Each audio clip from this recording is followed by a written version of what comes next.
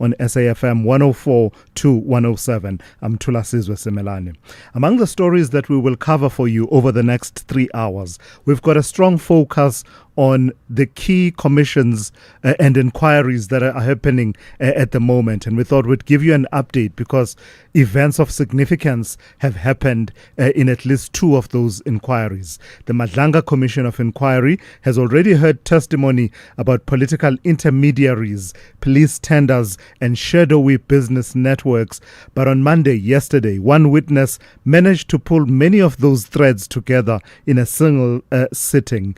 The Northwest businessman Suleiman Karim, who had tried unsuccessfully to testify behind closed doors, took to the stand and began recounting how a 10 million rand investment that he had made in Ket Matlala's business towards a police health services contract actually spiraled into a web of missed payments, pressure tactics, and questionable financial flows.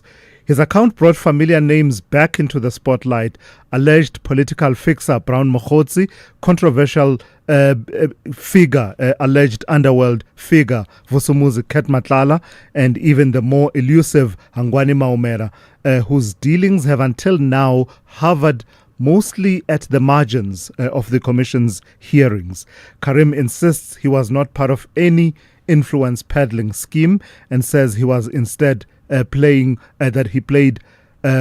he was actually played by the very people that he trusted to guide him through the deal. But as the Commission probes the money trail and the relationships behind it, the question remains whether this was simply a bad business gamble by this person or part of a much deeper network of influence around a 360 million rand SAPS contract. We'll have an update from Kenny Mapanga, SABC News reporter who's been tracking the Madlanga Commission of Inquiry.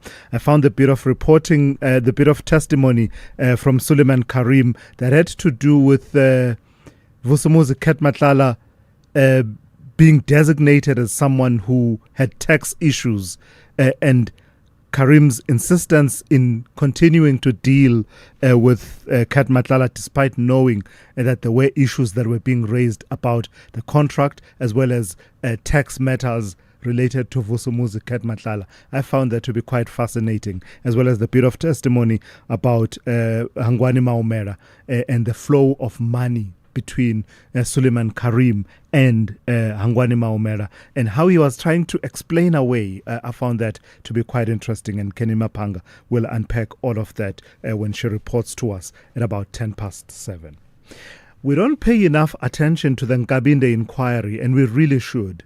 As a people generally, we just don't pay enough attention to it. And I don't know why. We really should be paying a lot of attention to that.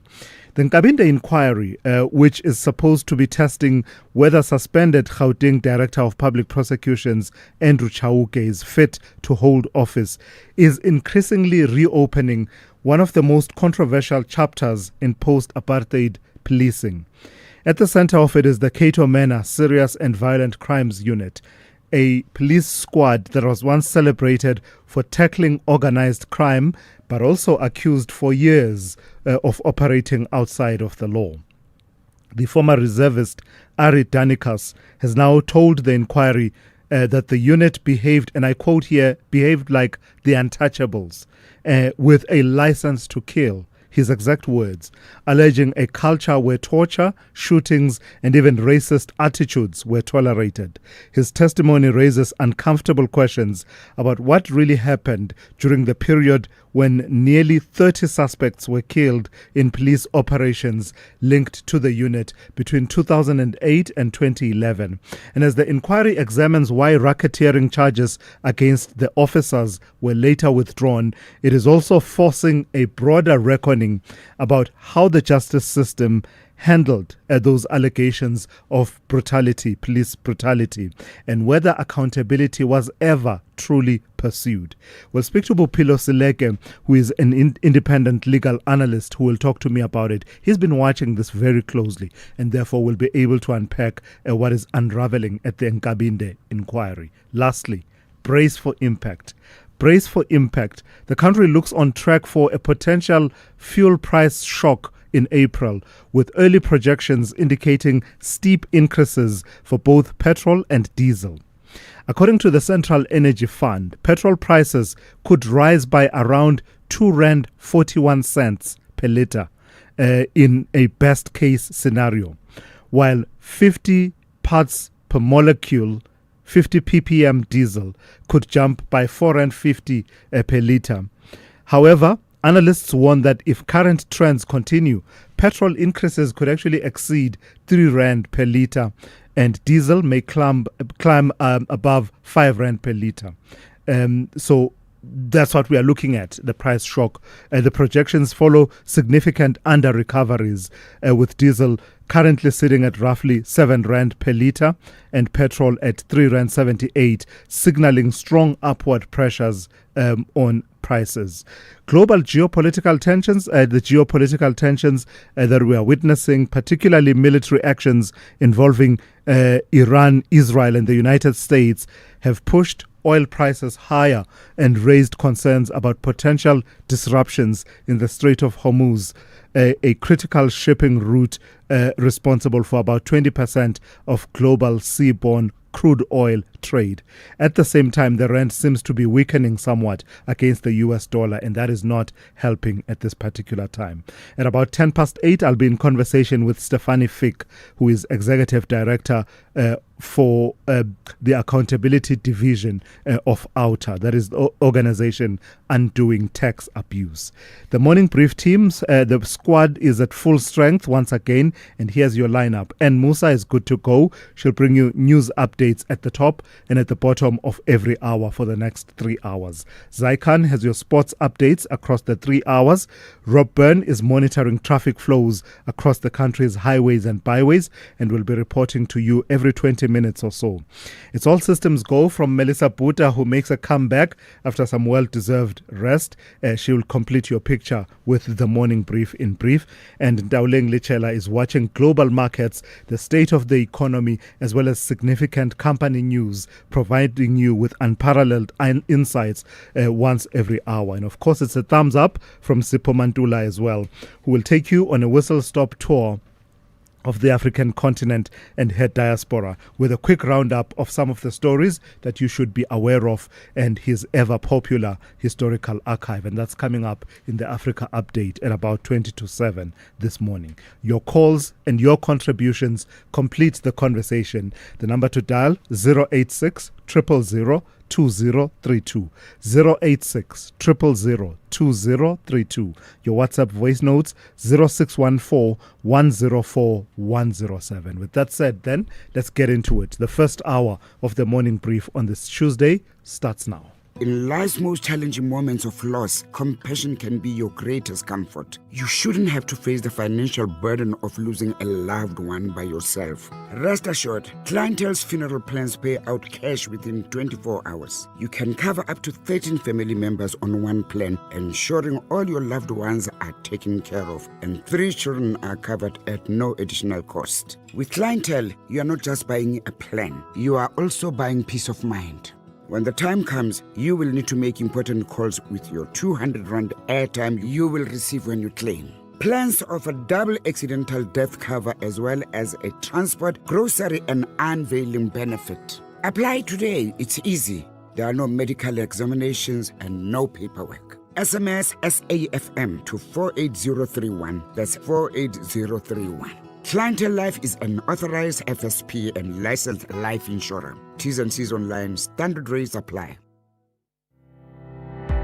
The KwaZulu-Natal Department of Social Development will host the Partnership Summit taking place on the 12th and 13th of March 2026 in Durban. Hosted under the theme Driving a Skills Revolution, Emergency Job Creation and Inclusive Growth Through Strategic Partnerships. The summit marks a bold shift from a welfareist dependency model towards a developmental social protection approach. The department is calling on business leaders, investors, CETAs, government entities, non-profit organizations, chambers of commerce and civil society to co-invest in human potential and community resilience. For more information on the summit, please contact the Department of Social Development on 072-105-8420 or venetia.nwamu@kzndsd.gov.za. KZN DSD, we serve with humility. Thulasizwe Simelane on the Morning Brief. Weekdays, Monday to Friday, 6 to 9 a.m. At 17 minutes after 6, let's get started with the morning brief in brief with Melissa Puta. Melissa, welcome back. You thought your holiday would last forever, but welcome back. You dragged me. Thank you. After 20 days since this incident happened at the Ekapa mine in Kimberley, the worst fears are being realized now. Yes, so good morning. Search and rescue teams at a mine in the Northern Cape have recovered the body of one of 5 miners trapped underground for over 20 days after a mudslide hit a shaft at Ikapa Resources and Ikapa Minerals last month. Efforts have been by concerns over structural stability. The company is withholding the miner's name and at the family's request, while formal identification is underway. Recovery is expected to take at least 18 months, and the mine has applied for liquidation and will shut down. So this is a story we will watch closely to see if there are any developments with regards to the remaining bodies underground. Yeah, and in the Eastern Cape, I really like the work that is being done there by the Human Rights Commission. This is important bit of work that has to do with the health sector in that province.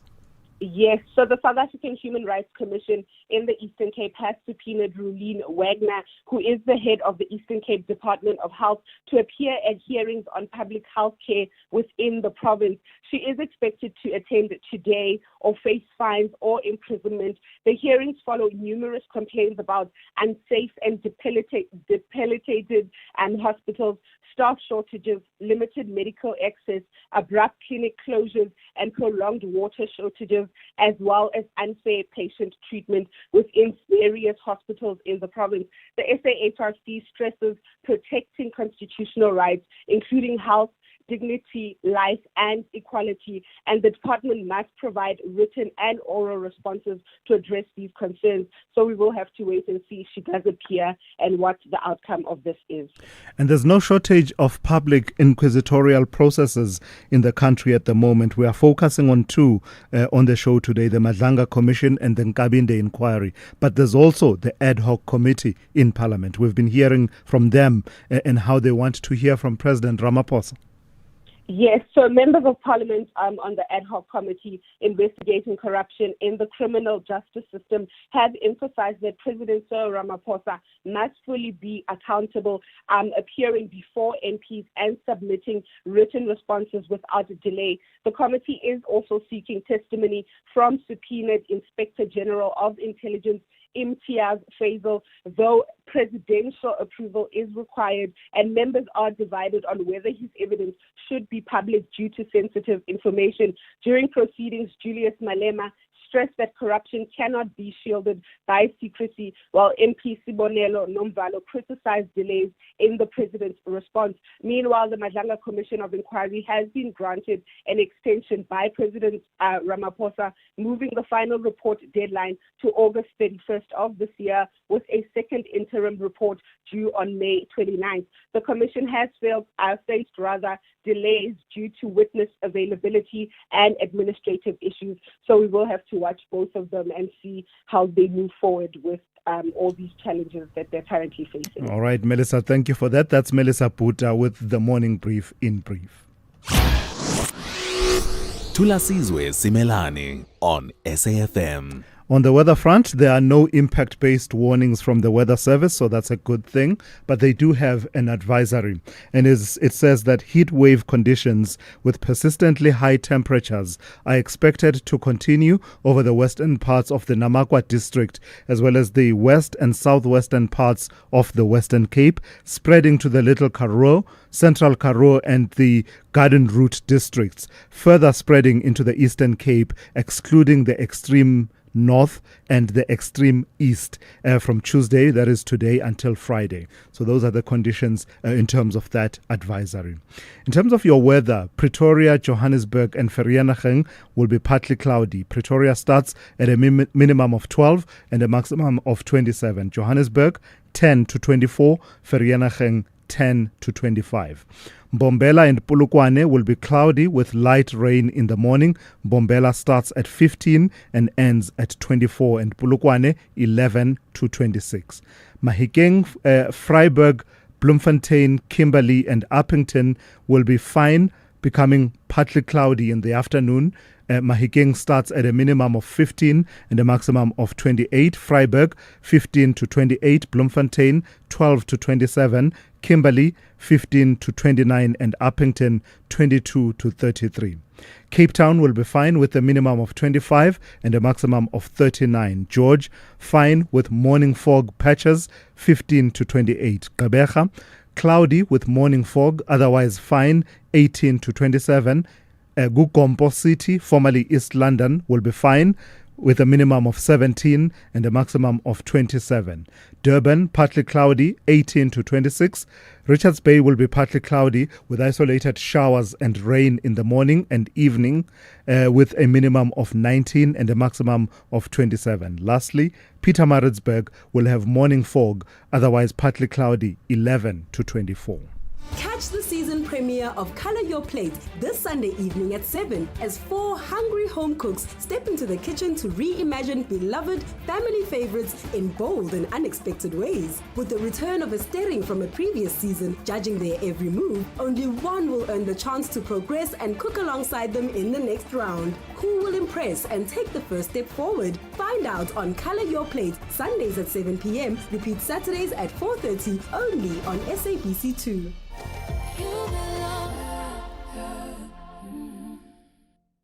Worldview Update, bringing you closer to international or global news. 24 minutes after 6. I've been looking forward to this story because I find it quite fascinating. A major clash unfolding between Silicon Valley and the Pentagon over how artificial intelligence should be used in warfare.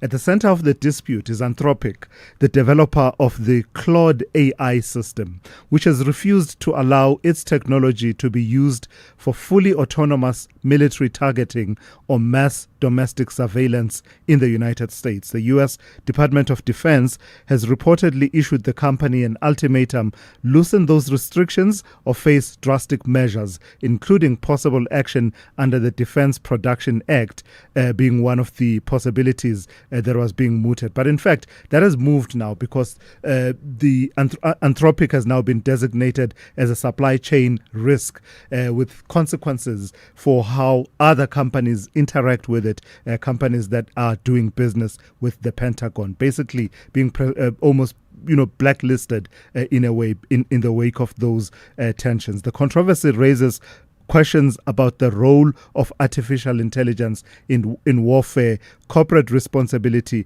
and who ultimately controls the technology that could shape future battlefields. Let's speak to Professor Sizwe Simelane, attorney at Snail Attorneys, as well as an adjunct professor at Nelson Mandela University. Good morning to you, Prof, and thank you for your time. A couple of years ago, I was a student of IT law, and I thought some of these issues were still some distance in the horizon for us to be dealing with. Questions about morality, the morals, and as well as the ethics of artificial intelligence in warfare. Just your own thinking as you've been watching Anthropic and the Pentagon have a go at it, centering around those very questions of ethics in warfare, the use of AI in warfare as well. Yes, good morning to you and your listeners. The aspect of artificial intelligence and its use in military action has really been an issue that has raised many ethical as well as legal considerations. For instance, in the old warfare, when we used to fight on the ground or in the air or in the sea, we had certain rules of war, if I could call them that.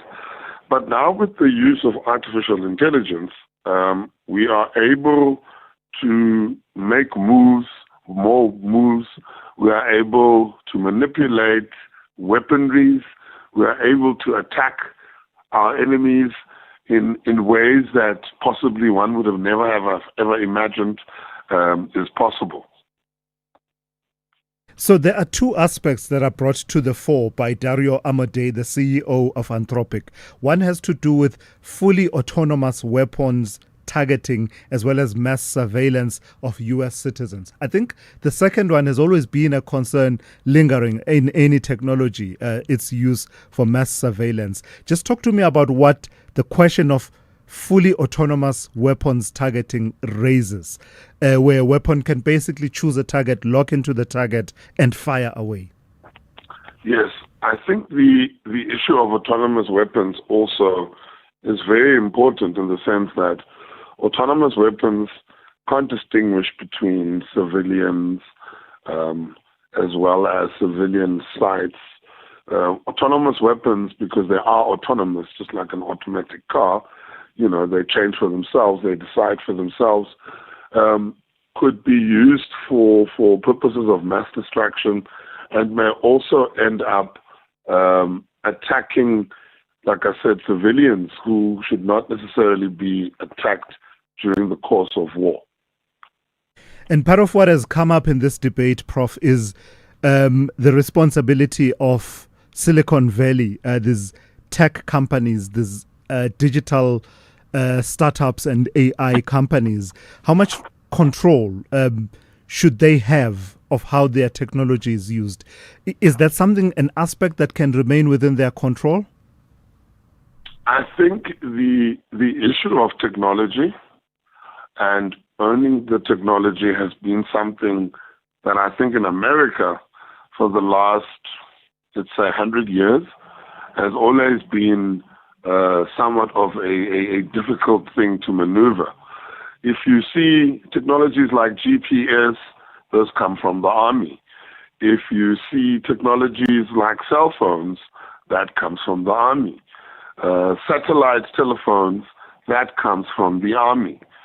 So it is a historical fact that armies around the world usually end up testing technologies way before we as consumers start using them on a consumer level.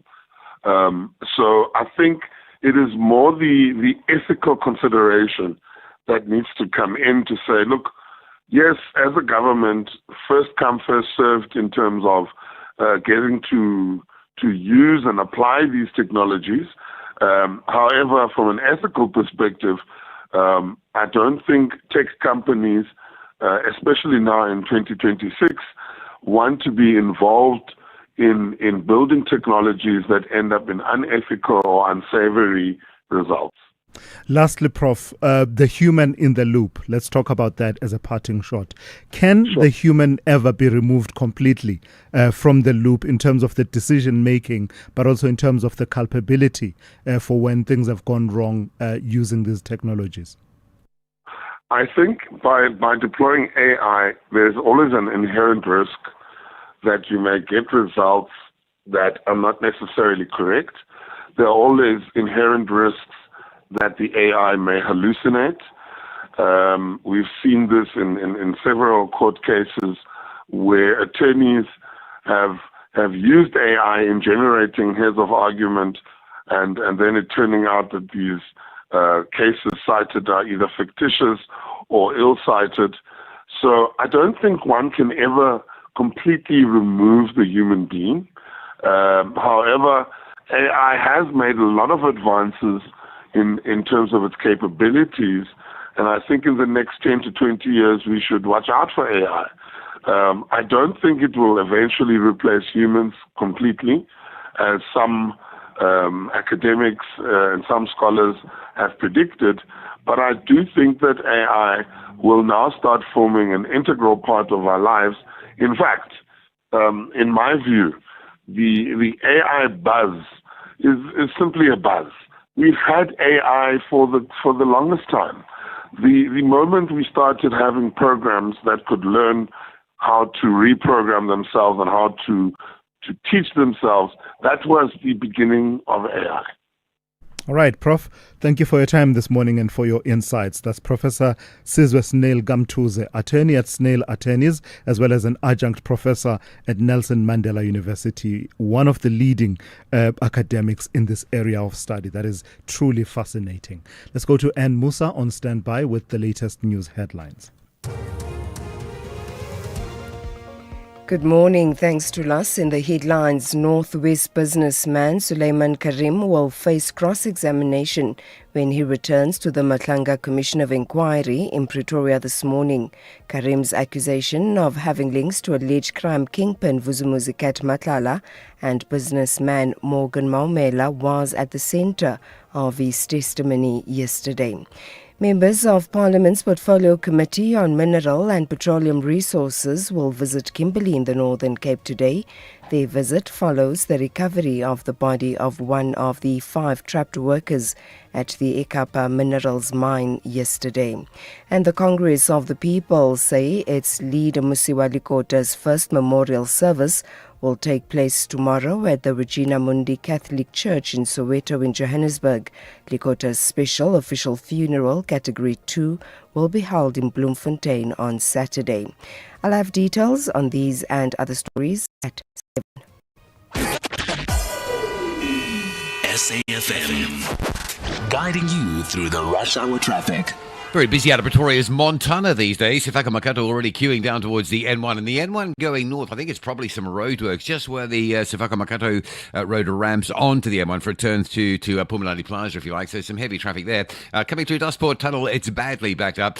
Bremer through the tunnel onto Transilvania, down at least as far as from Hagen. And the N1 south through Midrand looks like being a busy Tuesday, if this is any indicator of traffic volumes from John Foster down to Olifantsfontein. That route is already jam-packed. Very heavy on the N3, N12 routes out of Germiston, Alberton. Roadworks continue up by Heldenay, so big queues coming through from the Elands interchange, particularly on that N12 traffic parking back already towards Four Tracker Road. And the Mike 1 from Boysons all the way to Empire. Behind that, the M2 is already jamming up from Joe Slovo. Just looks to be a bit more traffic around and in the mix this morning. Durban side coming out of Phoenix, whether you're out of Palm View on JG Champion or Phoenix on the R102 towards Trade Centre. Both of those routes looking fairly busy already. Cape Town, some pressure on the N2 passing Khayelitsha. Delays through towards the R300. And the M5 is off to a busy start. Already a bit of pressure there noticeable between Ottery and the Barclay Road exit up in Maitland. With your traffic update, I'm Rob Byrne. This is SAFM Sport with Zai Khan. Zai, good morning to you. So Bafana preparing for the World Cup 2026, and part of that preparation includes an encounter with Panama. The squad has been named. One name stands out for you, Olwetu Makanya. Why? Good morning to us. Yes, the countdown has already started. Passports ready, boots ready. Hopefully the goals too, because we've got our man who is the only name, by the way, from an international perspective that Coach Hugo Bruges has named is the American-based centre-back Olwetu Makanya. He's in the 38-man squad Bafana have picked for that match against Panama. The Philadelphia Union defender is, 5 players from the African Cup nations that missed out, including Batusi Obas, Elias Makwena, and the injured Siyabonga Ngezana. So he is the new face, the only new face in the squad. Midfielder Jaden Adams returns after being left out of Morocco matches earlier this year. Bafana will host Panama in Durban.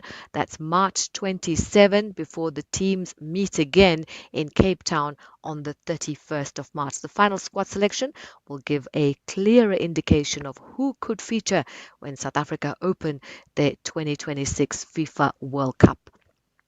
Now, the FIFA World Cup 2026 will take center stage from the 11th of June to the 19th of July. The tournament will be broadcast live on SABC3, SABC Plus, and SABC radio stations.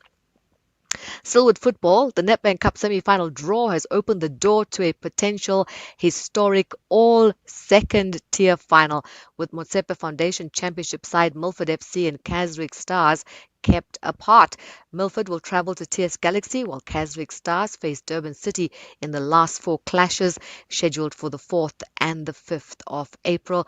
The draw guarantees at least one second-tier team will reach the final on the 2nd of May. Now, Champions League, Real Madrid face an injury crisis ahead of their Champions League clash with Manchester City. Defender Alvaro Carreras has been ruled out, while star striker Kylian Mbappe remains doubtful as he continues to recover from a knee sprain, with many already missing out, leaving coach Carlo Ancelotti with limited options for the first leg at the Santiago Bernabeu.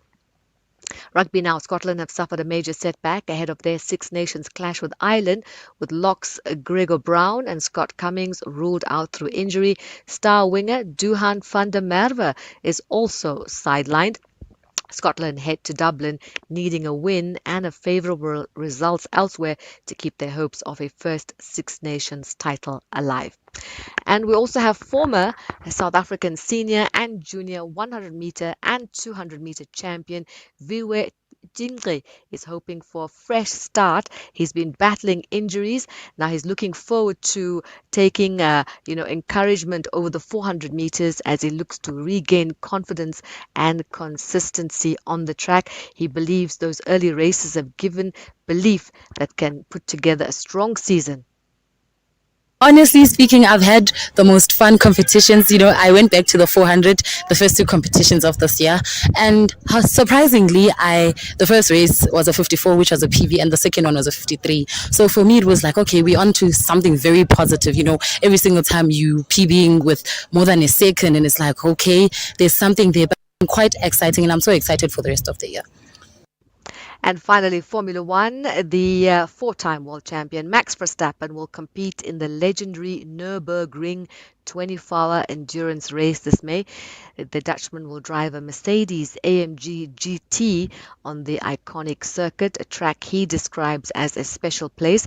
The race takes place between the Miami and Canadian Grand Prix, adding to speculation that Verstappen could one day tackle the 24 hours of Le Mans. That's your sport. We'll tackle more top of the hour. I'm Zai Khan. The Business Update on SAFM. Let's say good morning to Dowling for the first update of the morning. Dowling, let's start with news to do with the war in Iran and the broader Gulf region. Obviously, some of the disruption that it has brought about has caused significant disruption and damage to the economy. But don't worry, Yes. says the man who started it all. The President of the United States says it will soon be over. Listen, I don't believe it, but markets seem convinced as the conflict enters the 11th day. President Donald Trump saying the war against Iran will end very soon. And speaking overnight, Trump claimed U.S. forces have made major strides, saying Iran's military capabilities have been significantly degraded. Now, when pressed on timing, he said the war won't be over this week, but added that an end is imminent and further military action could still be taken if necessary. Energy markets reacting to the news, with oil prices pulling back from Sunday's highs of nearly $120 a barrel, dropping about 5% this morning to about $89. Now, traders are also eyeing the president's comments on potentially lifting some sanctions on oil-producing countries, though he didn't say which ones. Current U.S. sanctions remain in place on Russia, Iran, and Venezuela. And then tell me about the World Bank and what they are saying about South Africa's infrastructure plans. Well, Thulas, the institution has approved South Africa's plans to roll out a new credit guarantee mechanism. Now, this is set to attract investment into electricity, water, and logistics networks. The South Africa Blended Finance Platform for Resilient Infrastructure will create a credit guarantee vehicle aimed at reducing risk for investors. This is an attempt to attract more private sector investment into infrastructure. Now, officials say the program could unlock around 160 billion rands over the next decade, while supporting nearly 1 million jobs and encouraging cleaner, more efficient infrastructure. Now, Finance Minister Enoch Gorongwana says the vehicle will be formally established in the coming months, with private partners expected to confirm their participation soon. Adding to that, the World Bank says the initiative aligns with broader reforms under Operation Vulindlela, helping to remove regulatory hurdles and spur investment in sectors critical to our economic growth. All right, let's start with a recap of market activity from yesterday, as well as reflecting on what has happened since markets opened in other parts of the world. So starting in the US, markets opened the day in negative territory, but we saw a rebound at the end of the trading session with stocks in the green as oil prices eased, trading back under $100 a barrel. That also boosting markets in Asia this morning, back in positive territory after yesterday's bloodbath. This as President Trump said the war against Iran could be reaching its end. Now, over in the JSE, yes, coming back home, trade was choppy throughout Monday, but the local bourse managed to eke out some gains, with the all share closing 0.17% higher. The rand also faring better this morning after hitting a 3-month low yesterday. It's at 16.37 to the dollar this hour, back under 22 to the pound, and at 19.01 to the euro. All right, Dowling, thank you for that. That's the first update from Dowling. She'll be back with more insights for you just after 7:30 here on the Morning Brief. Using Scholar Transport comes with responsibilities. Every learner has a role to play in keeping themselves, their friends, and the driver safe. Stay seated and behave responsibly. Avoid shouting, pushing, standing, or moving around inside the vehicle at any time. Think safety first. Remember that safety starts before the journey begins and continues until you are safely off the road. Good behavior saves lives. Your actions matter. Issued by the National Department of Transport. Whether it is a CCMA referral, problems with a mechanic, unfair blacklisting, or an uncontested divorce, Clientele Legal offers professional legal services to all South Africans. Our plans are affordable, and you receive up to 745,000 Rand worth of legal services per year. We cover civil, criminal, and labor-related matters. Our nationwide legal teams are standing by to support you 24 hours a day. Plus, all plans include a 5,000 Rand bail benefit. Join today. SMS SAFM to 32195. That's SAFM to 32195. Clientele General is an authorized FSP and licensed non-life insurer. T's and C's online. Standard rates apply.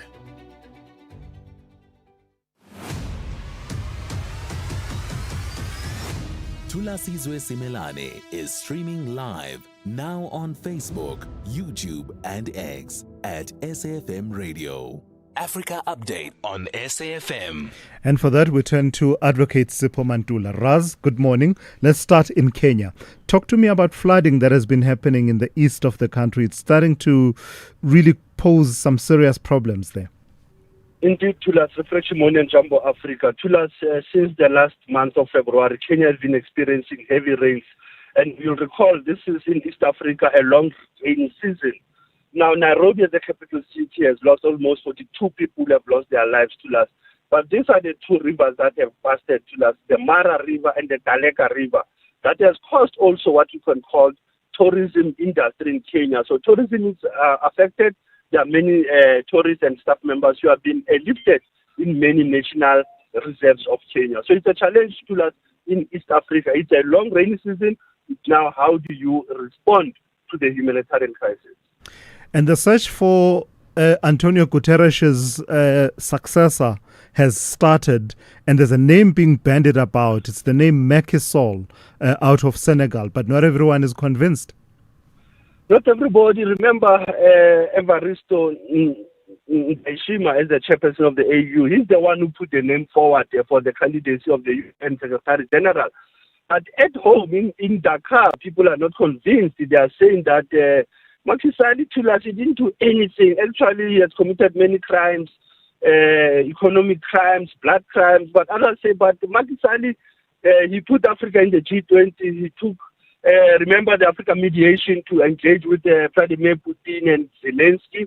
He was part of it. They are trying to use those aspects as a launching pad for his candidates. But like I said to you, Others are saying probably it will change the history. Remember, we had Kofi Annan as the SG, we had Boutros Ghali. So we don't start now to have the SG in the UN. I will always say nothing new under the sun, but under the moon. But it will be interesting to have an African representative at the UN Secretariat position. And let's talk about the shockwaves that are being sent across African economies by the fighting in the Gulf region, especially involving the United States, Israel and Iran, as well as the other countries and disruptions. We are starting to feel those shockwaves.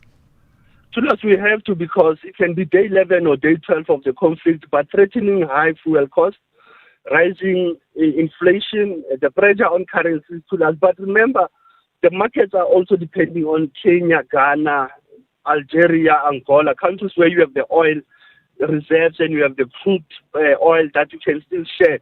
But this is also a dynamic to us of 2022 when the conflict between Russia and Ukraine emerged, in terms that how do you handle the transportation of the basic needs coming from oil, coming from the grain, that we had some challenges. Remember, the Strait of Hormuz becomes that shipping corridor in terms of the continent and the current crisis in the Gulf. Hence, we should not ignore the current crisis to us. And what I said last week, that there's a beneficiation for the continent, even if there is this war in terms of its trade relations with the continent and as well as with the globe.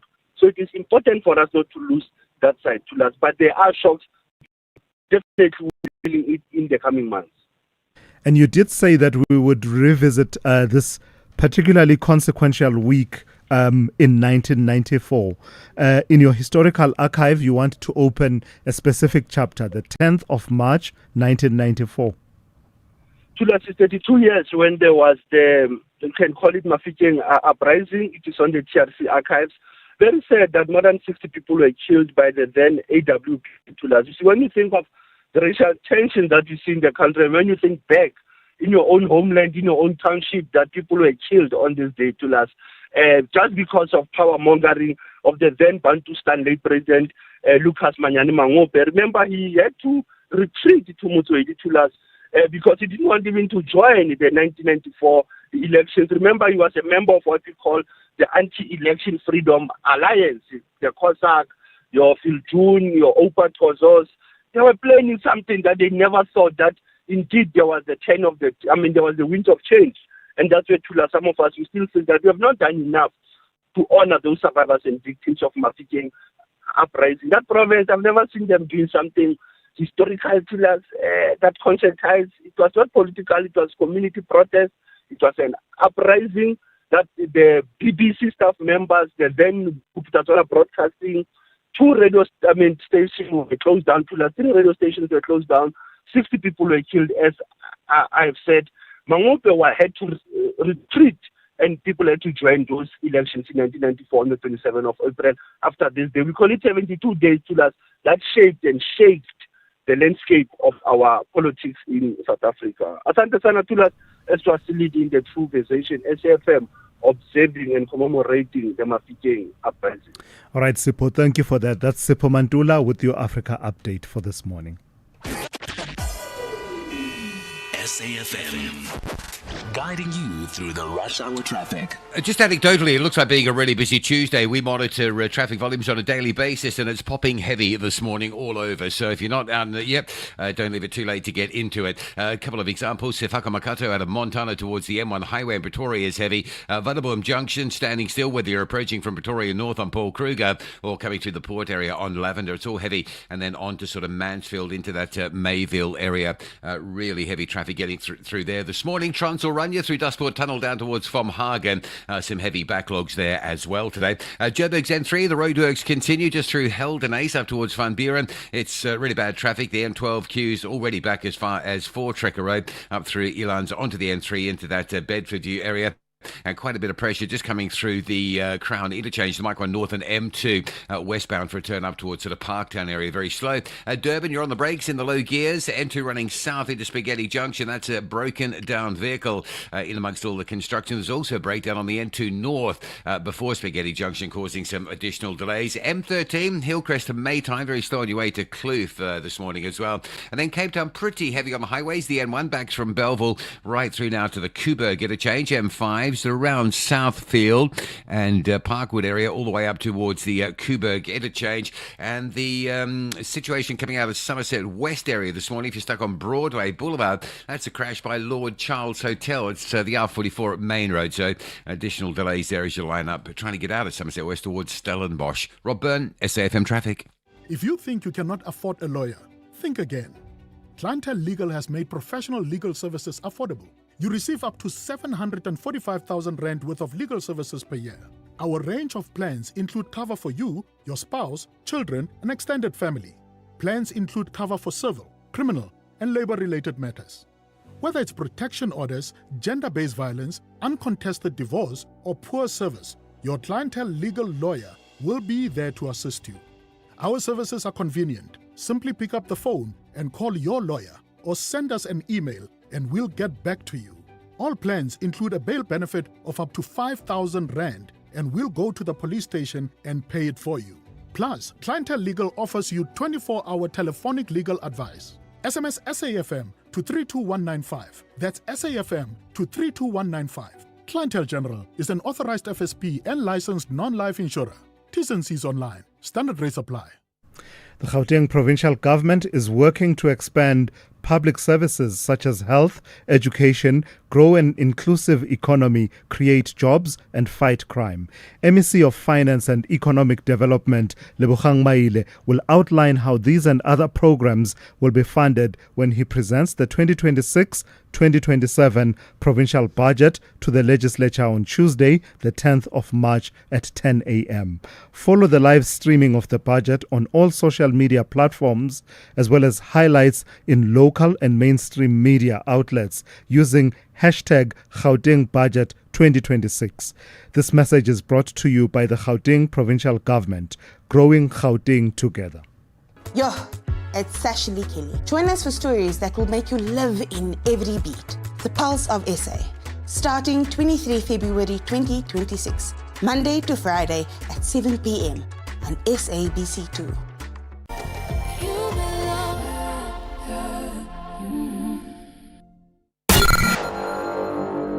The Morning Brief with Thulasizwe Simelane.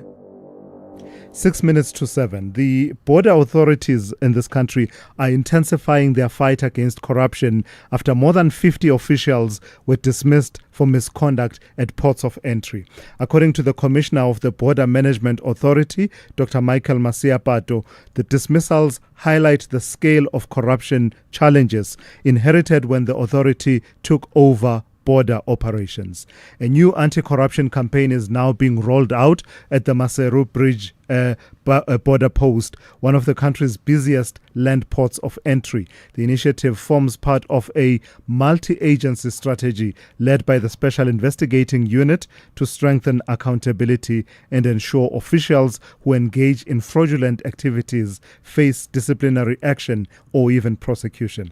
Let's speak to Dr. Michael Masiapato, the Border Management Authority's Commissioner. Commissioner, good morning and thank you for your time. 50, is this figure over the cumulative period since you were formed as the BMA and took over the border operations? Yeah, good morning, Thulas and the listeners. Thanks for this opportunity. Yeah, it is indeed a cumulative figure, fairly covering the period after we took over this work from the 1st of April in 2023. But of course, the latest part of that is that we have 38, that is live cases that are additional to the 50 that are actually under investigation as we speak in terms of the same scourge, as it were.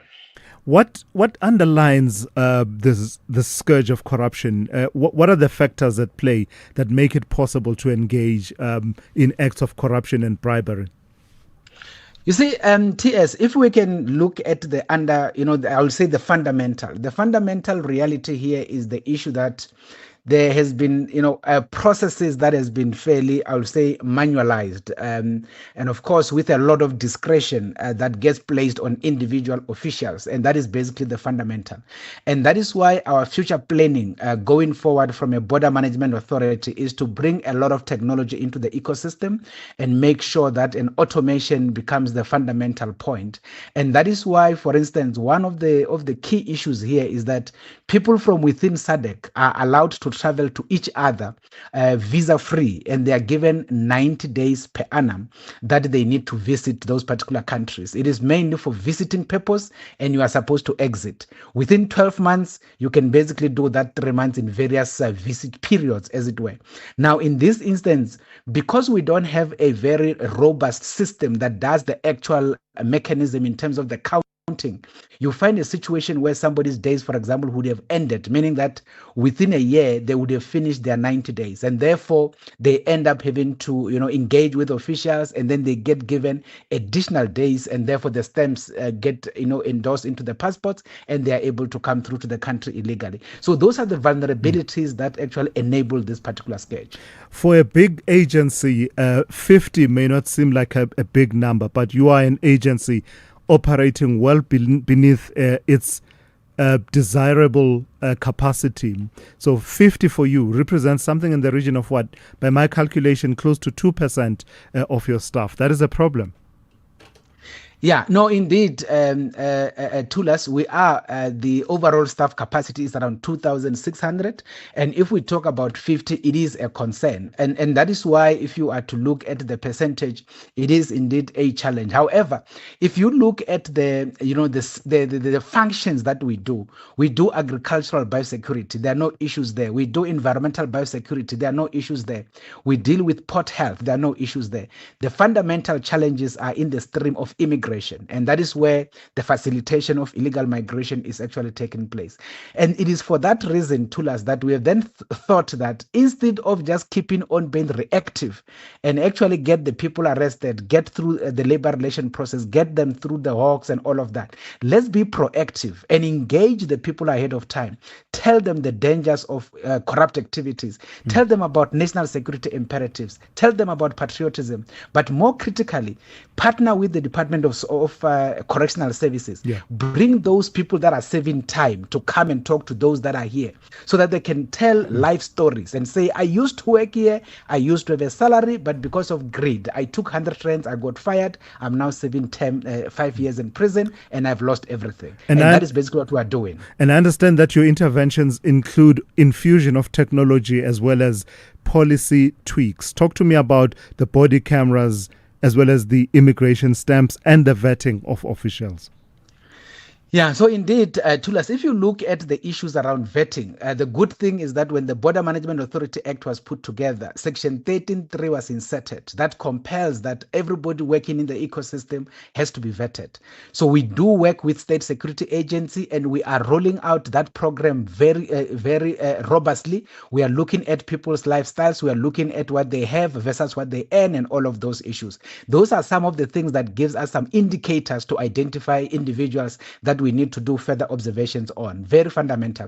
The second part, obviously, the issue of the body cams. That becomes key. However, we have few, in terms of the numbers, we have around 40 body cams, and we are looking for procuring more when we get more resources.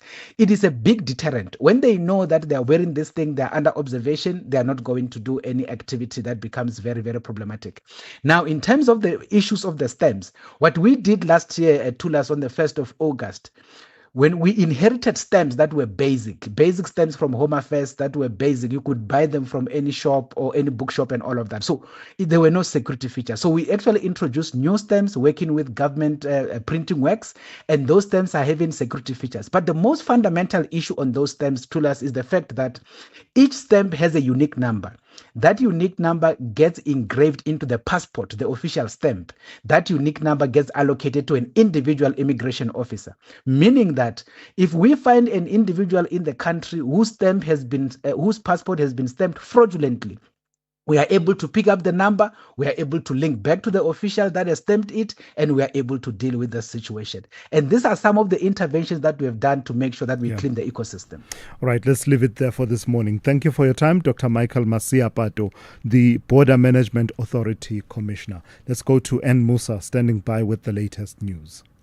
Outsurance is in the business of saving you money on your car insurance premium. If they can't, ask for 500 Rand. SMS out to 30754. That's out to 30754.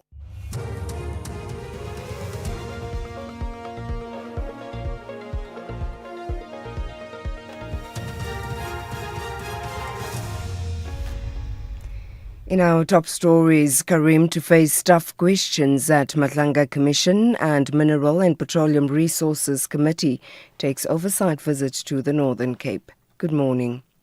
We start with breaking news. Police have confirmed they've arrested 2 more suspects in the case of Constable Rachel Kutumela in Polokwane, Limpopo.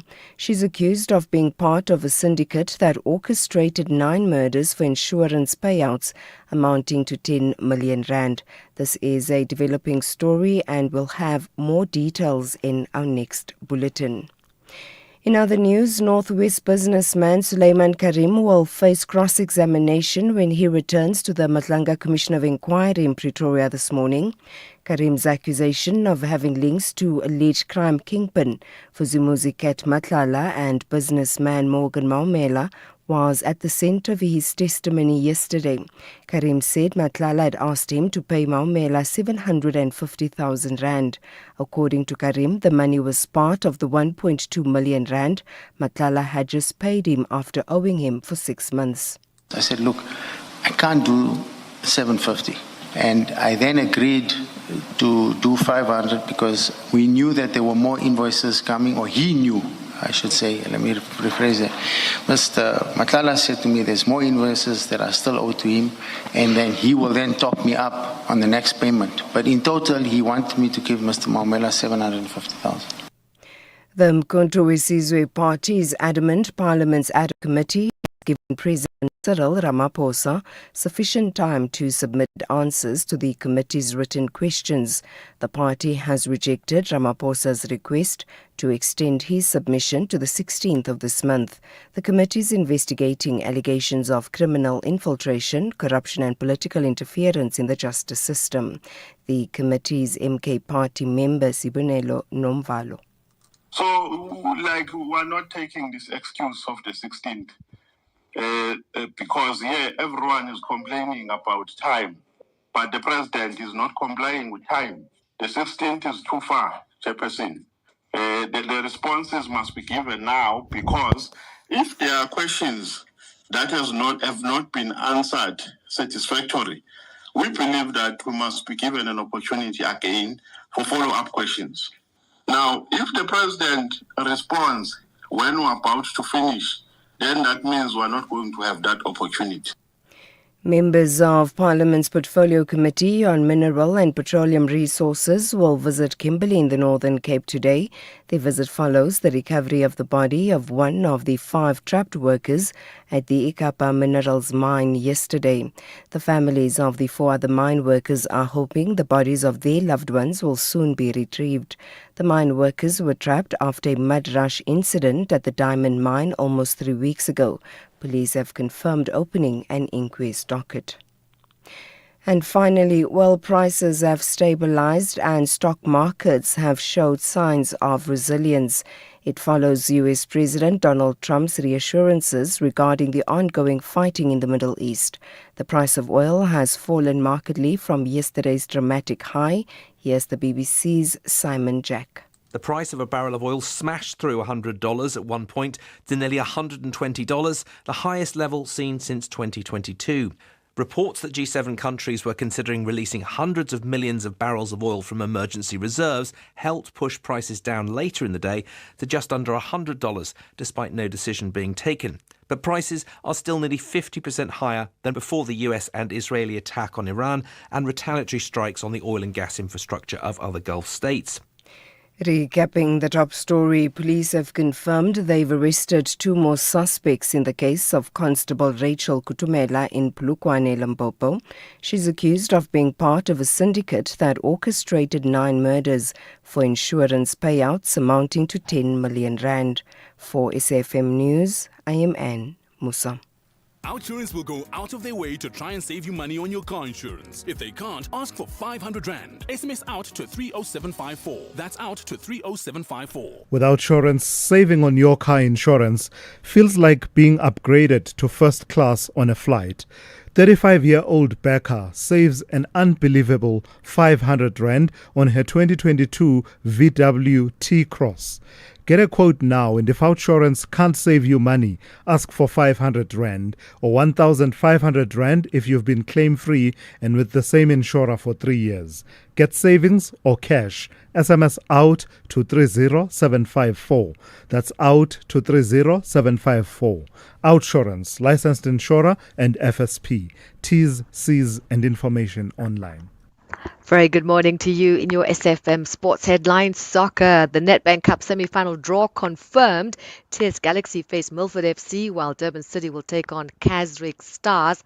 And in cricket news, Sri Lanka have appointed former South Africa and India coach Gary Kirsten on a 2-year deal. We'll have the details around 7:30. SAFM, guiding you through the rush hour traffic. It's very busy Tuesday morning. Traffic levels across the country starting to peak. You can see that definitely in Pretoria North. The exits are down through Vanderboom Junction, heavily backed up, whether you're coming along Paul Kruger or Lavender Road, down through the port area. Absolutely solid getting out of that region this morning. Sefako Makato towards the M1 leaving Montana, and Transorania down to Vomhagen. Some really big traffic on those routes in that part of Pretoria as well. Joburg Mike 1 Boyson through to Parktown stays heavy. M2 queuing from Joe Slovo to get into that. And a bit of pressure on the N3 at Sprayview today as well. Durban, the run into Spaghetti Junction, extra pressure with breakdowns both sides. A breakdown before 4 level, so coming from in Under Road, that is absolutely jammed. And a breakdown before you get Spaghetti Junction on the northbound, so from the M7 or Cement Factory side, past that through 4 level and up towards the roadworks section. Very heavy. M4 around Lelucia, between Mhlanga and Virginia Airport. Looks like something's happened there. That's quite slow as well today. Cape Town, N1 inbound from Belleville right through to Kubo. Get a change is solid. N7 running north is bad from Vangate Mall as you line up passing the Langa area. And there's some queues to work through on Baden-Powell this morning from Strandfontein all the way through Coastal Park, slow towards Musenberg. With your traffic update, I'm Rob Byrne.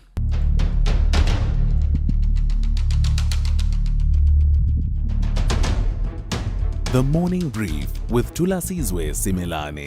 Weekdays, Monday to Friday, 6 to 9 a.m. The Morning Brief with Thulasizwe Simelane. Weekdays, Monday to Friday, 6 to 9 a.m. 8 minutes after 7. Welcome to the second hour of the Morning Brief on SAFM 104 to 107. In this half hour, we will put the spotlight on 2 public inquisitorial processes that are on the go at the same time. I think I heard someone talking about being worried about our attention span as a nation, right? There's so much going on, so many revelations every day. What you heard yesterday will by next week have been eclipsed by even more shocking revelations to come from all these public inquiries. So as a result, there's a bit of a concern about paying attention to the things that really matter, right? How do we insist on consequences if we can't, keep up with that information overload and revelations? Basically, it's like an avalanche of revelations that are coming through from these inquiries. So we'll do our bit. We'll try and from time to time give you an update and highlight where really important information is coming out. How we keep up with retaining all that information and recalling all of it so that we can be able to insist on consequences is a different story altogether.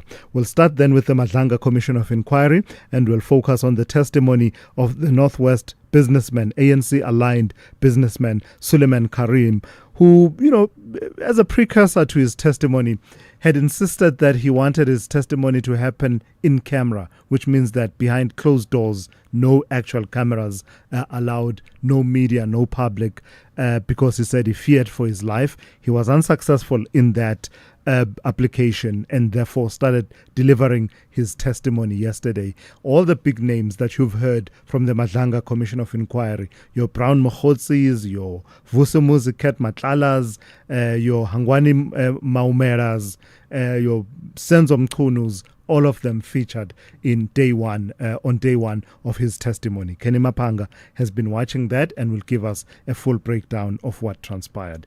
And then we'll tell you about the people that we are told actually operated as the untouchables and had a license to kill. Exact words that were used by a former reservist who served within the Cato Manor Serious and Violent Crimes Unit, and therefore talking from first-hand experience and saying that we operated as the untouchables and we had a license to kill, has said Ari Danikas, who has been testifying, and this is in the Nkabinde inquiry into the fitness or otherwise to hold office of the South Gauteng Director of Public Prosecutions, Advocate Andrew Chauke. So all of that coming out of that inquiry, and Bupilo Sileke, independent legal analyst, will talk to me about it in the next few minutes. Your calls, please put them through to 086 000 2032, 086 000 2032, or you can send me a WhatsApp voice note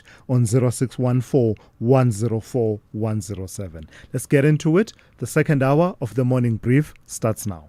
It's a new day, new deadlines. You're gonna do your best. You're only human. Thank you for your patience. So why, when contacting your business's current provider, an automated voice adds you to an imaginary queue, like you're just another number? Your caller number 17. Not exactly humane, is it? Don't let bad tech choices get in the way. Switch to a dedicated human specialist, because nothing should stop your business. Call 084 1234. Cell C.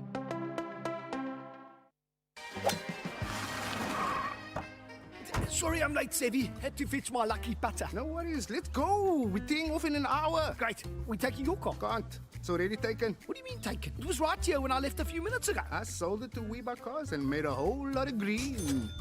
Birdie told me that's the best way to sell your car. Not only the best way, it's the fair way. Kom ons vat die pad. Don't be doof, be savvy. WeBuy Cars, geared for a fast sale, geared for you.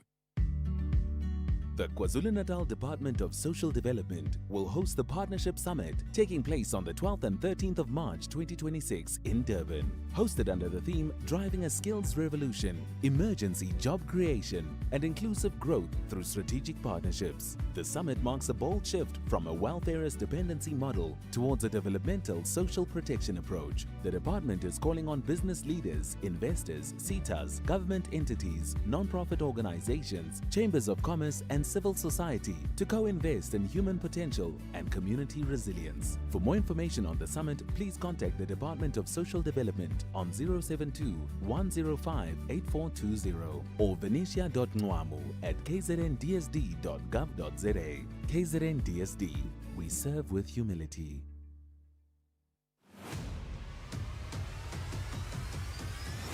Thulasizwe Simelane is streaming live now on Facebook, YouTube and X at SAFM Radio. 14 minutes after 7. At the Madlanga Commission of Inquiry yesterday, Northwest businessman Suleiman Karim stepped into the witness box after being denied his bid to testify behind closed doors and promptly sketched a story that brought nearly every major character in the unfolding police tender saga into view. Karim told the commission that he had been played by longtime associate Brown Mokhotsi and alleged underworld figure Vusumuzi Ket Matlala after advancing millions to Matlala's company Medicare 24 in the expectation of repayment once a lucrative 360 million rand SAPS contract began generating revenue. Instead, he says, the money never properly returned, leaving him about 8.2 million rand out of pocket and raising questions about the political connections and back-channel influence swirling around the deal. His testimony also ventured into less explored terrain, touching on payments and business dealings involving controversial businessman Hangwani Maumera a figure who has so far hovered on the edges of the Commission's hearings. Watching all of that unfold was SABC News reporter Kenny Mapanga, who joins me now for an update. Kenny, good morning and thank you for your time. I was trying to find a way to simplify reporting on this, and I think the personas, the personae that feature in the testimony perhaps provide us a guide. So let's start with Karim's relationship with Vusumuzi Cat Matlala. That was under the spotlight. What are some of the themes that came through? Indeed. Good morning to you, Thulas, and to the listeners. Well, essentially, the context upon which you see Karim appearing before the commission or being called or subpoenaed to appear is in relation to his alleged proximity to Vusumuzi Cat Matlala and their alleged business dealings and what that dynamic was about. Now, you see him at the outset try to eliminate the police minister, Senzo Mchunu, from the conversation and limit it to an alleged agreement between him, Brown Mokgotsi, and Vusumuzi Cat Matlala. He says that he's poured about 10 million into the company, or rather the SAPS contract, if we could put it that way, the Medicare contract, to the tune of 360 million rand. And he poured 10 million into it, expecting repayments regarding that. But he can't explain why he thought that was a good investment, or why he believed that he should pour that 10 million when he still needed to turn to Brown Mokgotsi and ask him whether the SAPS contract was legitimate. Now, in terms of the proximity, or rather to walk back the text message that is sent to Vusumuzi Cat Matlala, where he purports to be communicating with the police minister, Senzo Mchunu, he says that he was pretending as part of a strategy allegedly formulated by Brown Mokgotsi in order to secure the repayments. Now, this particular tailoring, or rather version, that Karim offers to the commission based on what took place to us in the afternoon, it raises questions as to whether or not this was a version placed before the commission to get away from the Morgan Maumela factor in the transactions that run contrary to the version that he's trying to put before the commission. Because you see that when an initial first payment of 1.5 million rands is made from Vusumuzi Cat Matlala to the company of Suleiman Karim, that is Tamiz, what happens then is that Karim, even though he has business dealings with CAT only, as he states in his evidence in chief, he then takes a third of that, that is 500,000 rands, and to Lutalo Trading Enterprises, which is that of Morgan Maumela. And when he is questioned as to why he sent that money or became the go-between between the pair, he states that he was allegedly instructed by Vusumuzi Cat Matlala to do so, but he doesn't give any further convincing response as to why that transaction needed to take place. And the only conclusion that you can get to is that this 360 million rand SAPS contract or tender could have allegedly been part of this overall tender fraud syndicate that has been highlighted in the SIU report in terms of the Tembisa Hospital scandal, which would explain why money was moving between these different parties in relation to the tenders that they have so-called secured. So very interesting evidence that is coming out to us that goes beyond the scope of the Madlanga Commission, but now deals with this possible ring or alleged ring of tender fraud operating within South Africa. And he was pressed, wasn't he, Kenny, to explain why he continued to have dealings with Vusumuzi Cat Matlala even when he became aware of questions that were swirling around Matlala, as well as action by various agencies. Indeed. And even when he made that so-called 10 million rand investment, there were already reports circulating about Vusumuzi Cat Matlala. And even worse, when they went into those dealings and made those third-party payments, so that is Karim at least, there were significant reports about Morgan Maumela and Vusumuzi Cat Matlala and their alleged involvement in the allegations surrounding fraud and corruption in the Tembisa Hospital scandal and the subsequent murder or assassination of Babita Deokaran, the whistleblower in the matter. And he can't seem to explain that in light of all of these serious allegations, why he still chose to do business with these two characters. And if he fails to explain this, then you're now directly in the realm of tender fraud and alleged money laundering. And you already see Charles Gusson saying that in the commission, they will suggest, or rather refer, that some of these matters need to be referred for criminal investigations for money laundering, because what it is looking like now at this point from the evidence, or rather the leading of evidence by Advocate Matthew Chaskis and SC, is that this lucrative 360 million rand SAPS contract could have been part of this overall larger alleged tender fraud ring. So we expect more of those questions to be pressed towards Suleiman Karim, and I'm sure cross-examination will get to the bottom of what really the most plausible version is in terms of all these transactions between these three characters. Lastly, Kenny, the other persona, Angwani Maumela, the team, the legal team for Mr. Karim seemed a bit touchy on the subject of Angwani Maumela, indicating early on that, this doesn't seem to be, it seems to be tangential to the terms of reference of this particular inquiry. We will object when it happens. And indeed, they did raise an objection. Did we get a sense of why they are touchy on the subject of Angwani Maumela being brought up? Indeed. Well, this is an individual who we already know is facing serious allegations in terms of this tender fraud alleged syndicate operating within South Africa, especially with our public facilities and with the use of public funds allegedly being used for the proceeds of crime. So essentially, this kind of evidence could be quite incriminating for Suleiman Karim if he is found to be involved or an active player in this alleged tender fraud ring. So essentially what the lawyers are trying to do is that they're trying to limit the questioning just to that of Vusi Muzikat Matlala and that alleged interactions in the Medicare contract, because they're trying to rationalize it as legitimate business.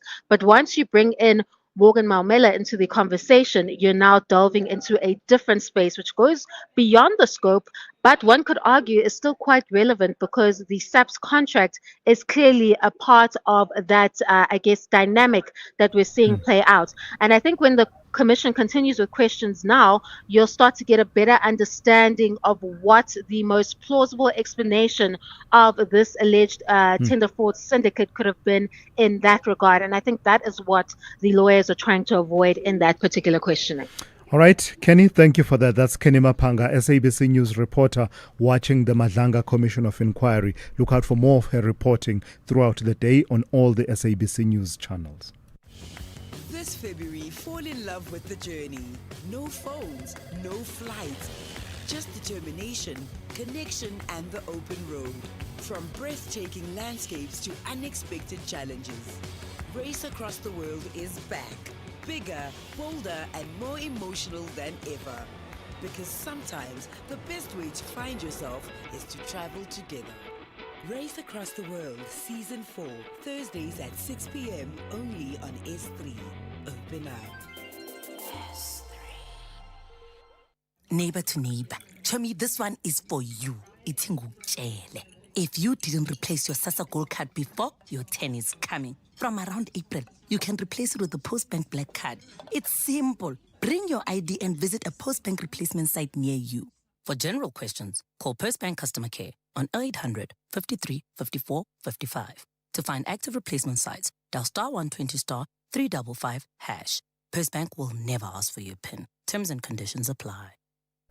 The Gauteng provincial government is working to expand public services such as health and education, grow an inclusive economy, create jobs and fight crime. MSc of Finance and Economic Development, Lebogang Maile, will outline how these and other programs will be funded when he presents the 2026-2027 provincial budget to the legislature on Tuesday, the 10th of March at 10 a.m. Follow the live streaming of the budget on all social media platforms as well as highlights in local and mainstream media outlets using hashtag Gauteng Budget 2026. This message is brought to you by the Gauteng Provincial Government, growing Gauteng together. This February, love staying informed. As your day winds down and the evening begins, Primetime News moves to a new home. Weekdays at 6 p.m. The stories that matter, the context you trust, the news that connects you to South Africa and the world. Because loving what you watch also means trusting what you hear. Primetime News is weeknights at 8 p.m. only on S3. Open up.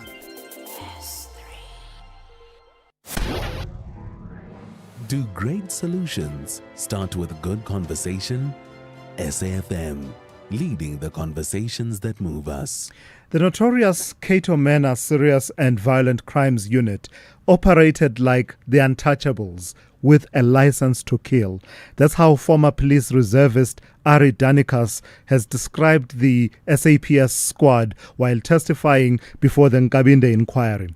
Speaking via video link from the South African Embassy in Greece, Danikas painted a disturbing portrait of the unit during the years it was led by Major General Johan Boysen, alleging a culture in which torture, shootings and racial hostility were openly tolerated. His testimony comes as the inquiry examines whether suspended South Gauteng Director of Public Prosecutions, Advocate Andrew Chauke, is fit to hold office following the controversial withdrawal of 23 racketeering charges against members of the Cato Manor unit. Let's speak to Bophelo Seleke, independent legal analyst, who joins me now. Good morning to you, Bophelo, and thank you for your time. I don't know about you. I've been getting the sense that everything I thought I knew about what transpired, everything I thought I knew about the Cato Manor unit, as well as investigations thereinto, is being flipped on its head. Absolutely. Good morning, Thulas. Perhaps what's also important is to take a step back to try and give something of a fuller picture in terms of what this Commission of Inquiry seeks to do. So the housekeeping would be, it's established in terms of the National Prosecuting Act, different to how other commissions have been established in terms of the Commissions Act. But this distinction is important to us in that 12.6, Section 12.6 of the National Prosecuting Authority Act gives the President a very specific power to suspend a national director or a director of public prosecutions and appoint an inquiry to determine whether that official is fit and proper to hold office. But to understand the controversy, as you say, that eventually gave rise to the Nkabinde inquiry, we need to go back to the origins of the Cato Manor Organized Crime Unit. Now, this was a unit that was established around 2007, 2008 within the South African Police Service. And this was during a period when KwaZulu-Natal province was experiencing a surge in organized and violent crime. But specific to this unit was to deal with issues of cash in transit heist, ATM bombings, taxi violence, and organized criminal syndicates operating across the province. And these are the facts that are now being laid bare before us. And I suppose if we want to trace this line of evidence that is being led by Advocate Tembeka Ngcukaitobi, we have to look at what Andrew Chauke is accused of doing, right?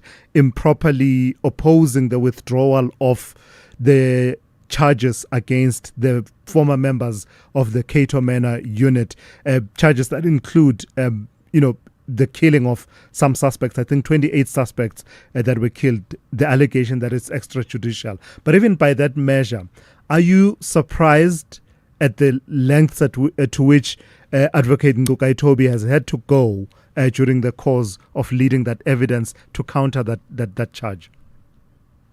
Not at all. I mean, we remember in 2014, the High Court sitting in Durban had ruled that racketeering charges against, or among others, Boysen were unlawful. And the court found that the legal basis for authorizing the racketeering prosecution had not been properly established. Now, that ruling would later deal severe blow and give us the events as they flow now, in that although the prosecution continued against some officers for several more years, the momentum had clearly shifted at the time. And I think this is where now the advocate Ngcukaitobi comes in to say, in 2019, the National Prosecuting Authority had withdrew the remaining charges against the officers after nearly 7 years of litigation. The so-called death squad prosecution collapsed entirely at the time. And the aftermath of it is why we are here. And why it matters specifically is that The Nkabinda inquiry is now examining how those prosecutorial decisions were made, and in particular, whether Andrew Chauke played an improper role in authorizing or influencing them. Because if the inquiry ultimately finds that the prosecution was improperly authorized, it raises a much bigger question, both about the Keto Manor cases, the legitimacy of it, or whether there was extreme gross violation of prosecutorial power on the part of Andrew Chauke. Even by the standards of some of the shocking testimony we've heard along this line of evidence being led by Advocate Ngukai Tobi, the evidence of Ari Danikas, is jaw-dropping in a sense, I think, in that he's someone who's not talking about having heard from someone, having received a report. He says, I was there. I was part of it. I filmed some of the videos that were played, and I took some of the pictures that were there. What does it say to you about whether or not that chapter can be said to have been closed and closed properly? Or do we need to revisit the story around Keto Manor? I think it's important to revisit the story around Keto Manor, because you'd remember in its early years, the unit was widely credited with disrupting criminal networks that had made parts of KwaZulu-Natal extremely dangerous. And this speaks to the efficacy and the efficiency of operations within the unit. And in fact, local communities, as it was reported, saw that the unit was a necessary response to heavily armed criminals operating in the province. But the same efficacy that was being praised in public, in public by community members, would earn it severe scrutiny later on. And I guess this is what's unfolding in the testimony before us in terms of internally what was going on and what was permissible, whether it was lawful or whether there were seniors higher up in the food chain that turned a blind eye to irregular operations that took place in the unit. So I think it's important to dissect the unit as it was established, to look at both what it was able to achieve, how it was able to achieve it, and to fit it into the narrative of whether at the time there was a basis for an investigation into what is called Keto Manor killings, and whether we can now say in hindsight that there was an oversight or a misappropriation of power by those that had it. All right. Bophelo, I've got to thank you for your time and your insights this morning. Bophelo Seleke is an independent legal analyst. I'm a bit late for the news headlines. Apologies for that, and good morning. Good morning. Thanks to us. In the headlines, police now say they've arrested 3 more suspects in the case of former Sergeant Rachel Kutumela in Polokwane, Limpopo. They say they plan to arrest a total of 7 suspects today. Kutumela is accused of killing 9 people for financial gain, targeting vulnerable people for insurance payouts. Northwest businessman Simelane Karim will face cross-examination when he returns to the Matlanga Commission of Inquiry in Pretoria this morning. Karim's accusation of having links to alleged crime kingpin Fuzumuzi Kat Matlala and businessman Morgan Maumela was at the center of his testimony yesterday. And US President Donald Trump and his Russian counterpart Vladimir Putin have spoken telephonically on the fighting in Iran and Ukraine. President Putin urged for a diplomatic solution to the situation in Iran. I'll have details on these and other stories at 8. SAFM, guiding you through the rush hour traffic. Good morning. Very heavy around parts of Pretoria today. Sefaka Makato from Montana towards the highway stays busy. Vanderburg Junction coming from the north or coming down through the port area. Really pretty intense traffic there. Whether you're splitting onto Paul Kruger or splitting down to Steve Biko. Also then through Capital Park and Gazina. There's some more traffic on your way into Pretoria CBD. And Trons will run your big queues off Bremer through Dustport Tunnel down towards From Hagen. I think that's probably traffic light issues today. Lights are out across Joburg, Main and Lone Hill Boulevard. And Main and Robin is just swinging through Vic Coppins. A lot of traffic sort of in that Four Ways and Lone Hill area this morning. The Mike one from Boyson's all the way through to about Caller Drive up into Melrose if you're on your way to Sandton. Very slow going. Durban also under pressure with a crash near Lelusha Mall on the M4 north towards Umhlanga is big traffic southbound towards Durban. Fairly slow as well. Broken down vehicles and roadworks, never a good combo. It's all happening between Umgeta Road and Spaghetti Junction. Very heavy both ways. N2 south backs up beyond Vinanda, N2 north from Cement Factory. M7 to Bel Air and and Wakely on your way to the Bluff very slow as well. And then Cape Town, a lot of pressure. N1 from Belleville through to Coburg at a change. M5 looking fairly busy from the Southfield area. And the R300 filling up between Delft and the Old Paarl Road exit in Brackenfell. With your traffic up, I'm Rob Byrne. This is SAFM Sport with Zai Khan. Zai, good morning to you. So it's all teed up very nicely for the Nedbank Cup semi-finals. Both top flight as well as second tier sides all in action. Yeah, good morning again, Thulas. That's right, Thulas.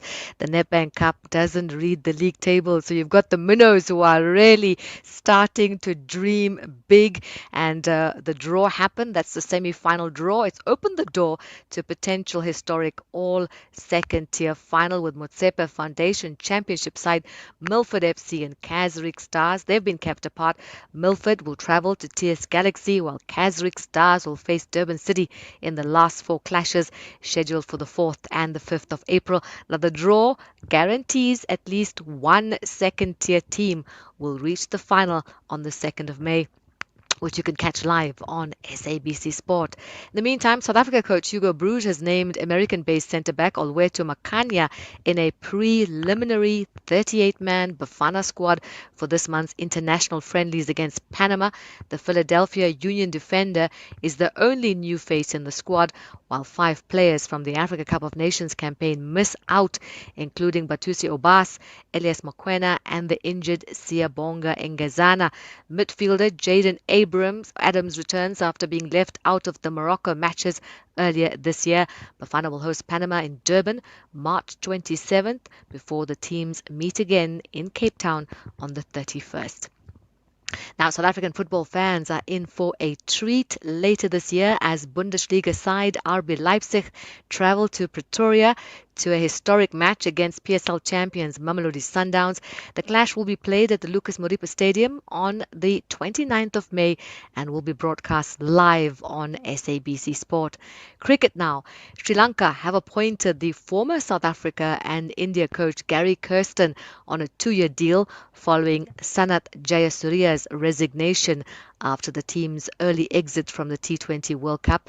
Kirsten, who guided India to the 2011 World Cup title, will begin his tenure on the 15th of April as part of a broader revamp of Sri Lanka's high performance centre. And athletics news, Viwe Chinqi is hoping a consistent return of competitions will help her regain momentum after several injury setbacks disrupted her progress in recent seasons. The former South African sprint champion is now preparing to officially launch her 2026 campaign at the Northwest Athletics Provincial Championships next week.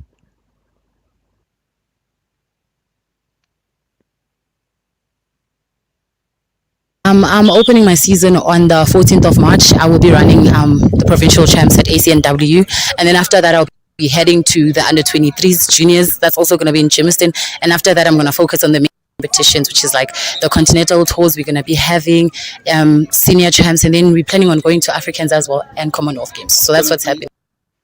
And finally, motorsport. The McLaren team principal, Andrea Stella, has voiced concern over a lack of technical transparency from Mercedes following the season-opening Australian Grand Prix.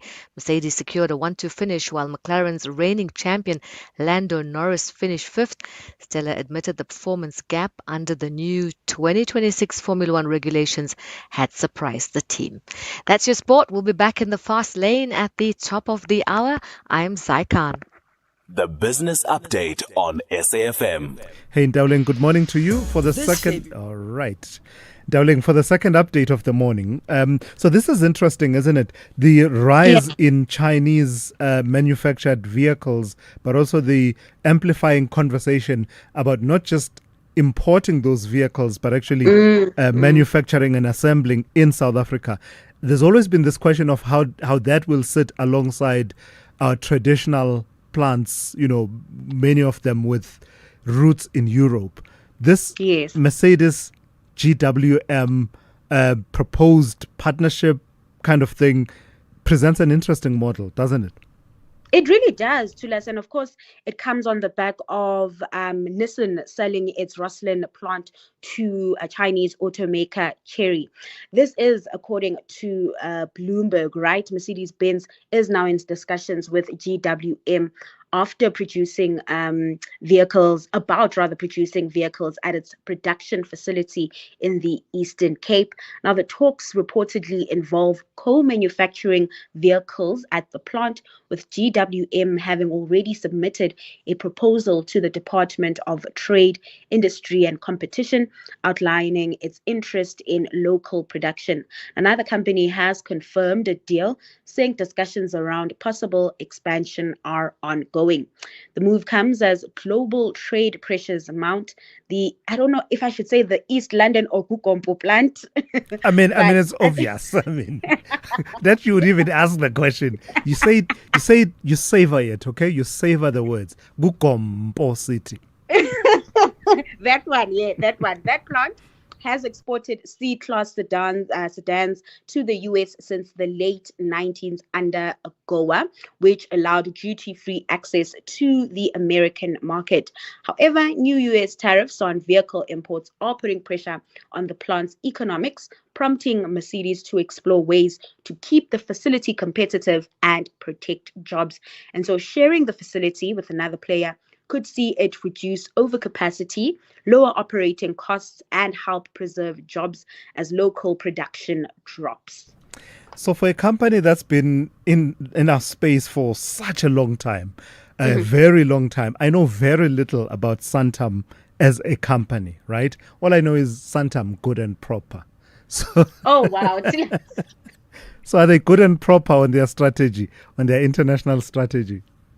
That seems to be the case, and they're eyeing a bigger piece of the insurance market over in India in particular.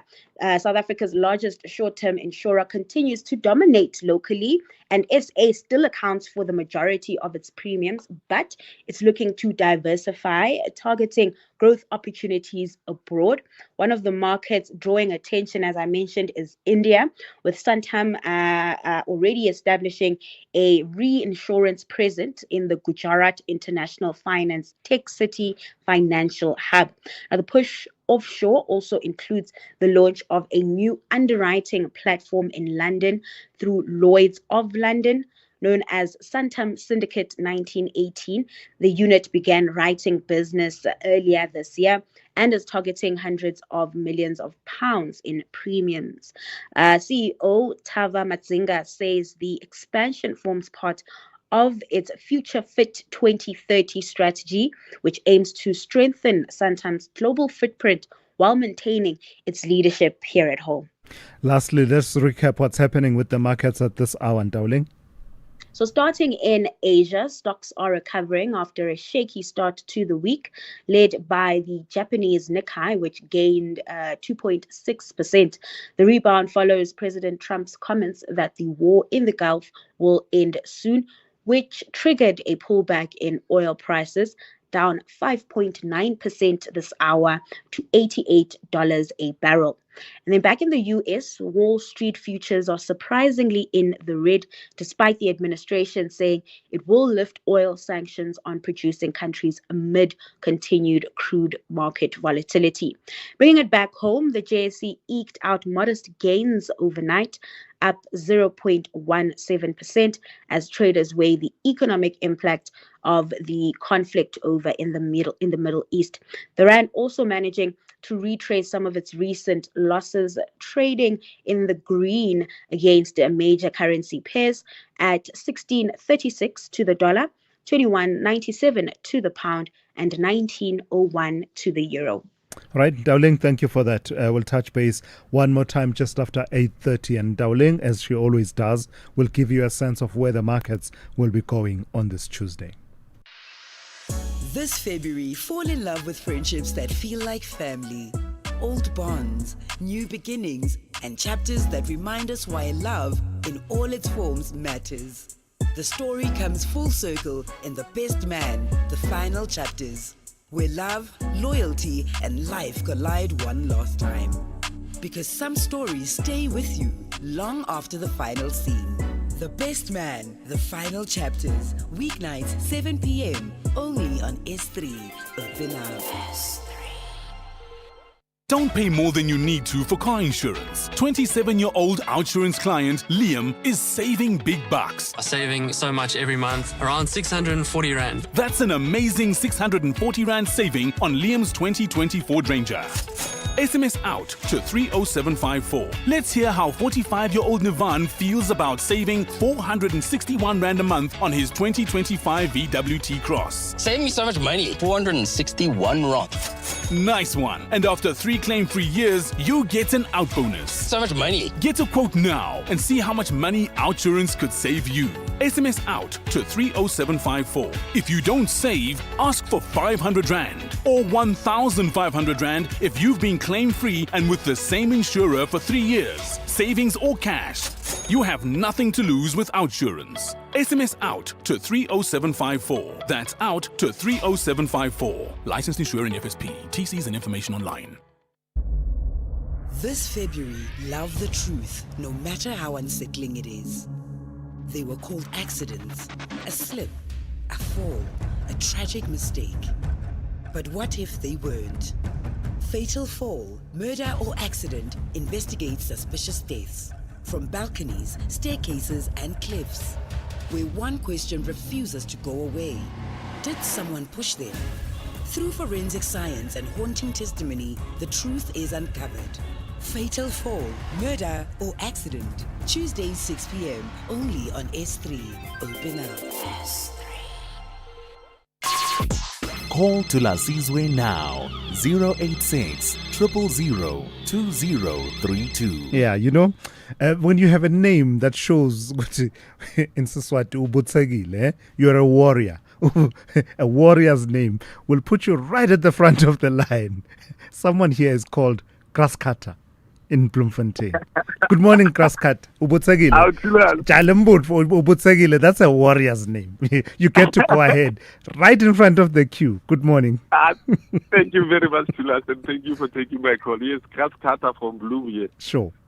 Yeah, I just want to say, man, actually, I'm glad that Commission rejected this application for Suleiman Karim to have his testimony in camera. Why is that? Why are you glad that it was rejected? Because we are also watching and we are learning out of this commission, especially our constitution and all that happened to this country. We need to know. So I felt like if they had approved this thing, it was like taking away what we should have known as like a country. So I was happy to judge my project and let it be the way it is. So did he not say enough for you to understand and appreciate his concerns about his safety, etc.? You're saying, in your view, that was not justified? I think, or I believe maybe all the guys that are there, even the judges, they are also not safe. So I'm not sure, and we all know this guy before. He was there like 2 weeks ago. We know who he is. So I feel like actually even Commissioner Baloyi was on point when she said she thought Suleiman will maybe have to come out and show those people that he is aware what is happening. So I feel like it must just run the way it is, Thulas. All right. Now, thank you for that, Kraskata. What's with the name? Where does the name come from? Yo, it's a story for another day. Okay, it's not from football that you used to hit those shots, that they'll say, "Ay, Kraskata." Yeah, I used to play. So actually, I was a goalkeeper, so I was doing almost everything. So they said, no, you are like a Kraskata, man. All right, thank you for your call this morning. That's Kraskata out in Bloemfontein. Let me take a traffic update, and then I'll come back with more of your calls and voice notes. SAFM, guiding you through the rush hour traffic.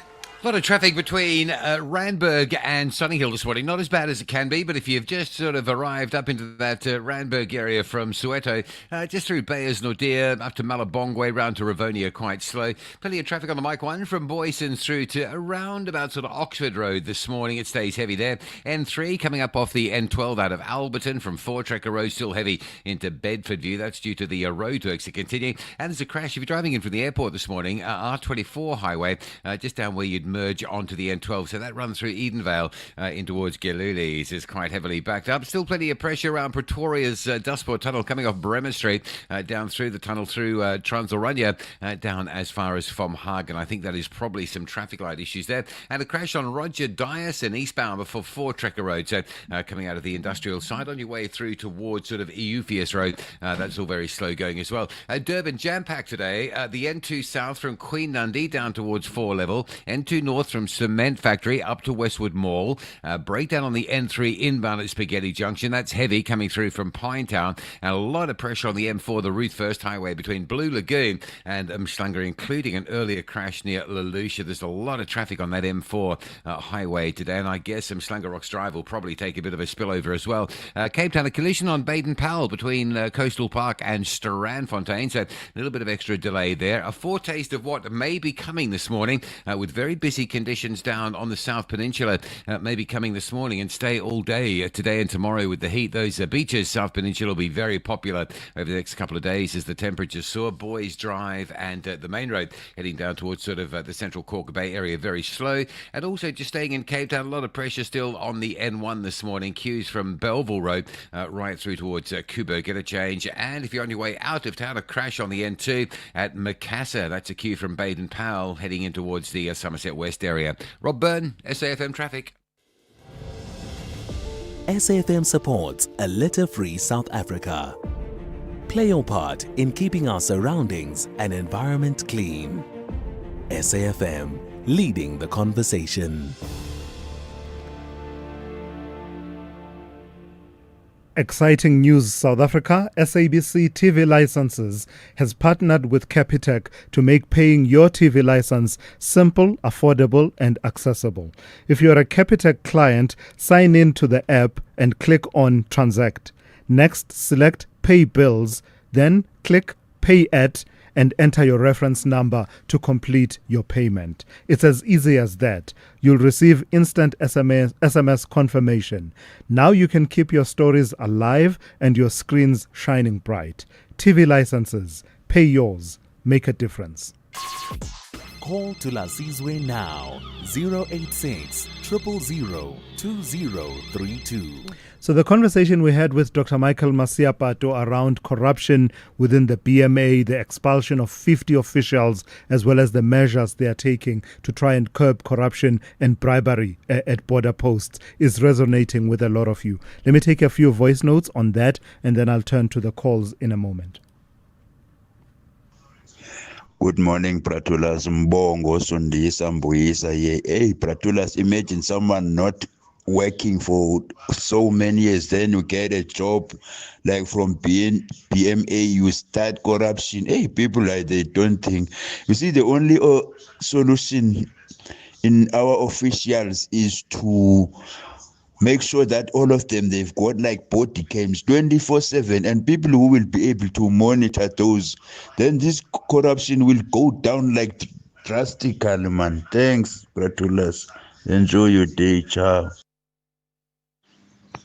Thulas, good morning, good morning. On this thing of the border management issues, I think what should happen is the person that issues the document for these foreigners, there should be a number so that person can be identified and say this is so and so that issued this certificate or whatever it may be on that specific day.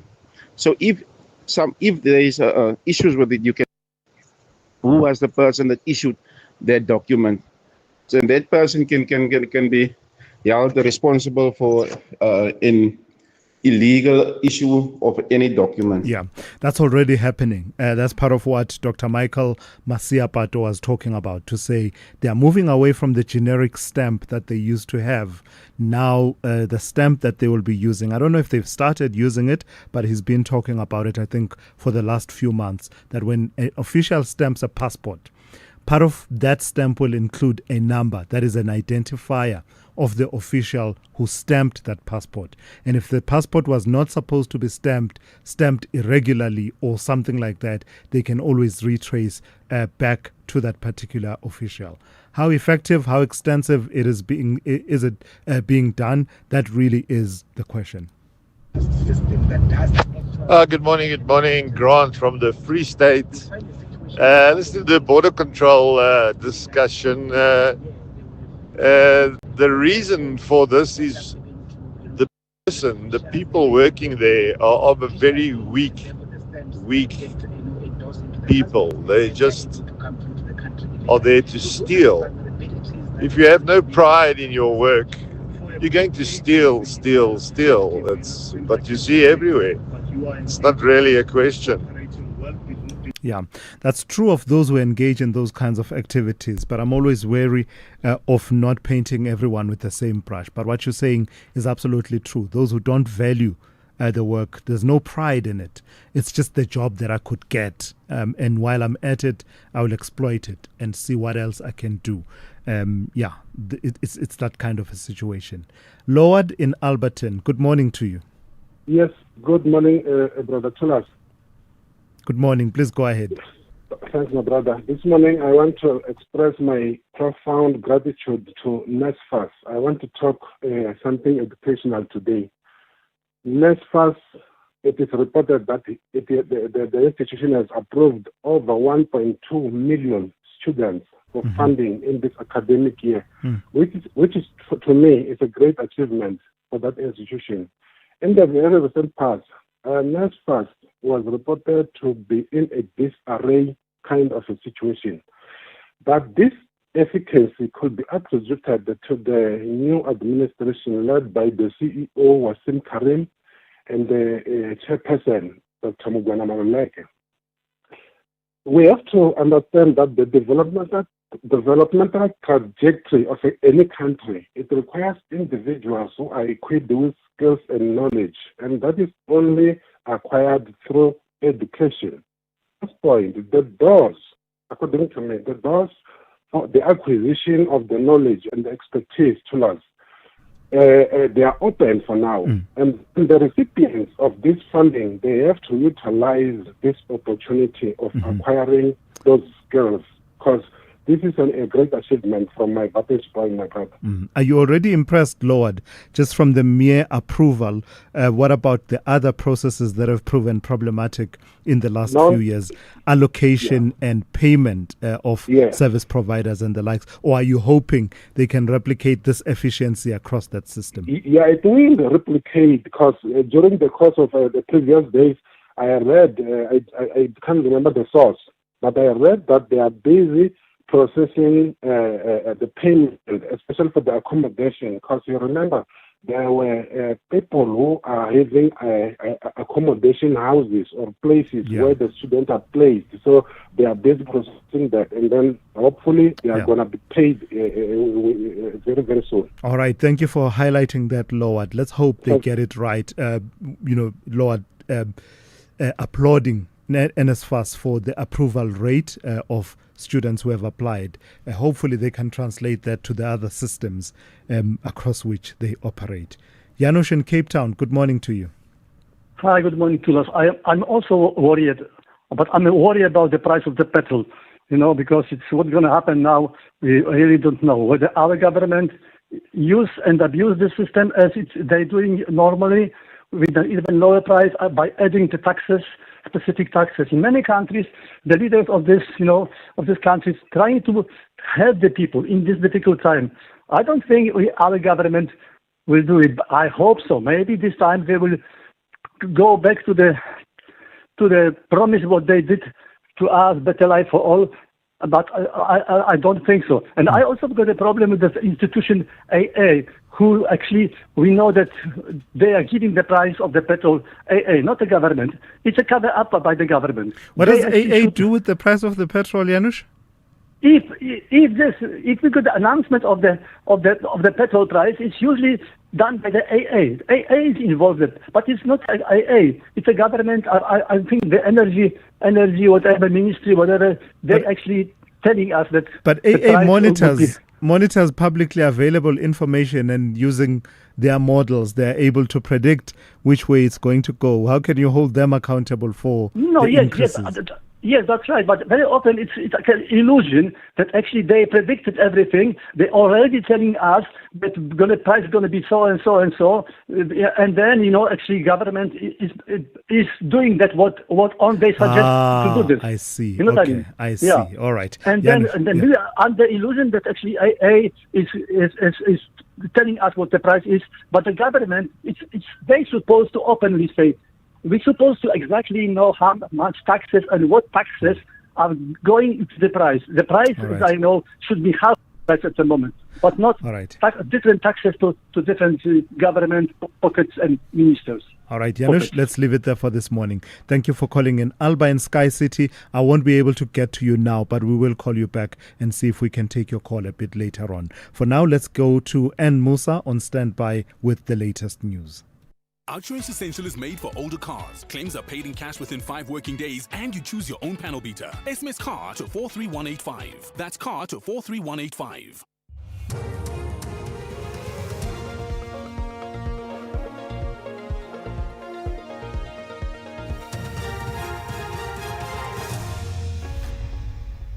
In our top stories, more arrests in insurance killings case and Karim to face tough questions over Maumela payments.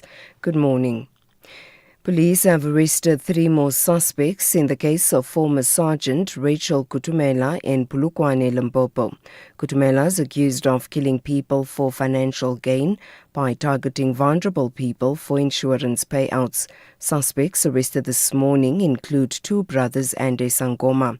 Kutumela was arrested in October of 2024.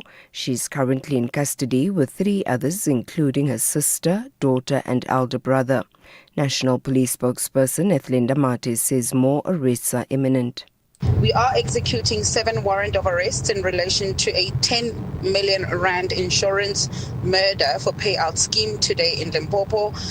Captain Keshi Mabunda is leading this particular operation. The arrests are linked to former police sergeant Rachel Kutumela. All suspects are believed to have taken out life and funeral policies on 10 people who were later murdered. Northwest businessman Simelane Karim will face cross-examination when he returns to the Matlanga Commission of Inquiry in Pretoria this morning. Karim's accusation of having links to alleged crime kingpin Vusimuzi Cat Matlala and businessman Morgan Maumela was at the centre of his testimony yesterday. Karim said Matlala had asked him to pay Maumela 750,000 rand. According to Karim, the money was part of the 1.2 million rand Matlala had just paid him after owing him for 6 months. I said, look, I can't do 750. And I then agreed to do 500 because we knew that there were more invoices coming, or he knew, I should say. Let me rephrase that.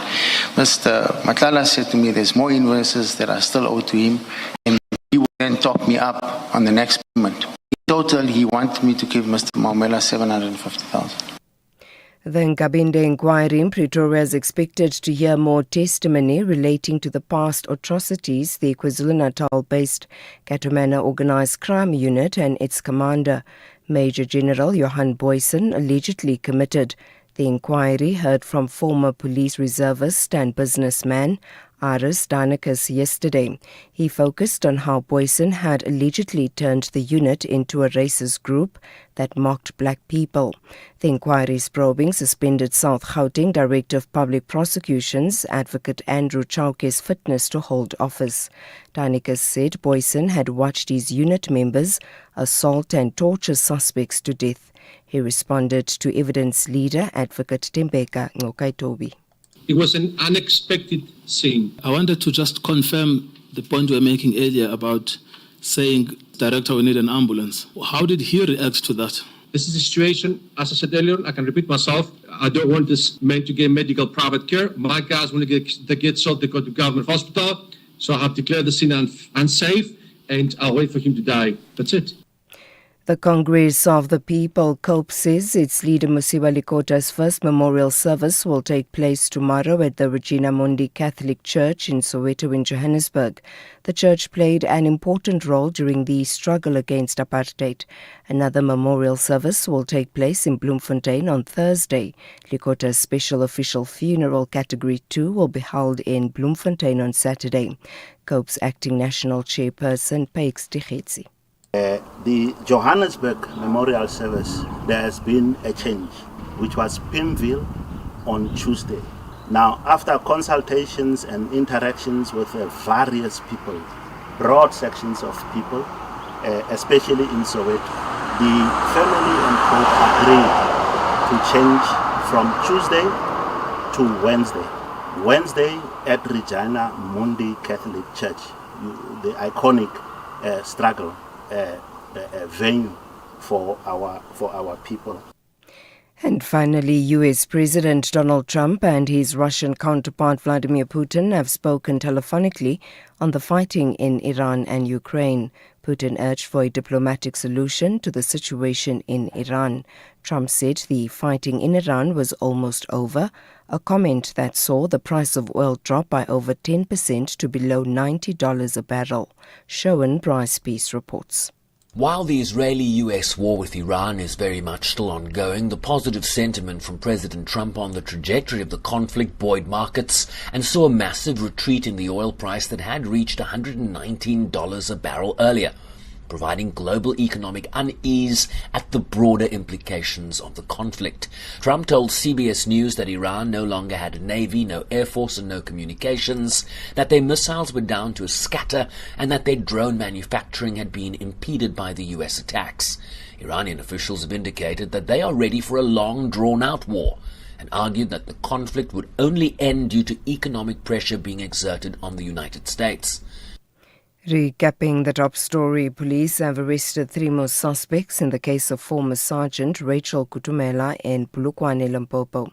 Kutumela is accused of killing people for financial gain, targeting vulnerable people for insurance payouts. For SFM News, I am Anne Musa. Theft, accident, and 1 million rand third-party cover for your older car. Outsurance Essential has it all. Get a quote. SMS CAR to 43185. That's CAR to 43185. Proud of your negotiation skills? Prouder that your car is paid off? Well, with Outsurance Essential Car Insurance, you could be saving too. 46-year-old Guguletu pays only 420 rand a month for her 2006 Hyundai Atos, and her claims are paid in cash within 5 working days. Get Outsurance Essential Car Insurance today for unfinanced cars older than 5 years and valued at less than 130,000 rand. SMS CAR to 43185.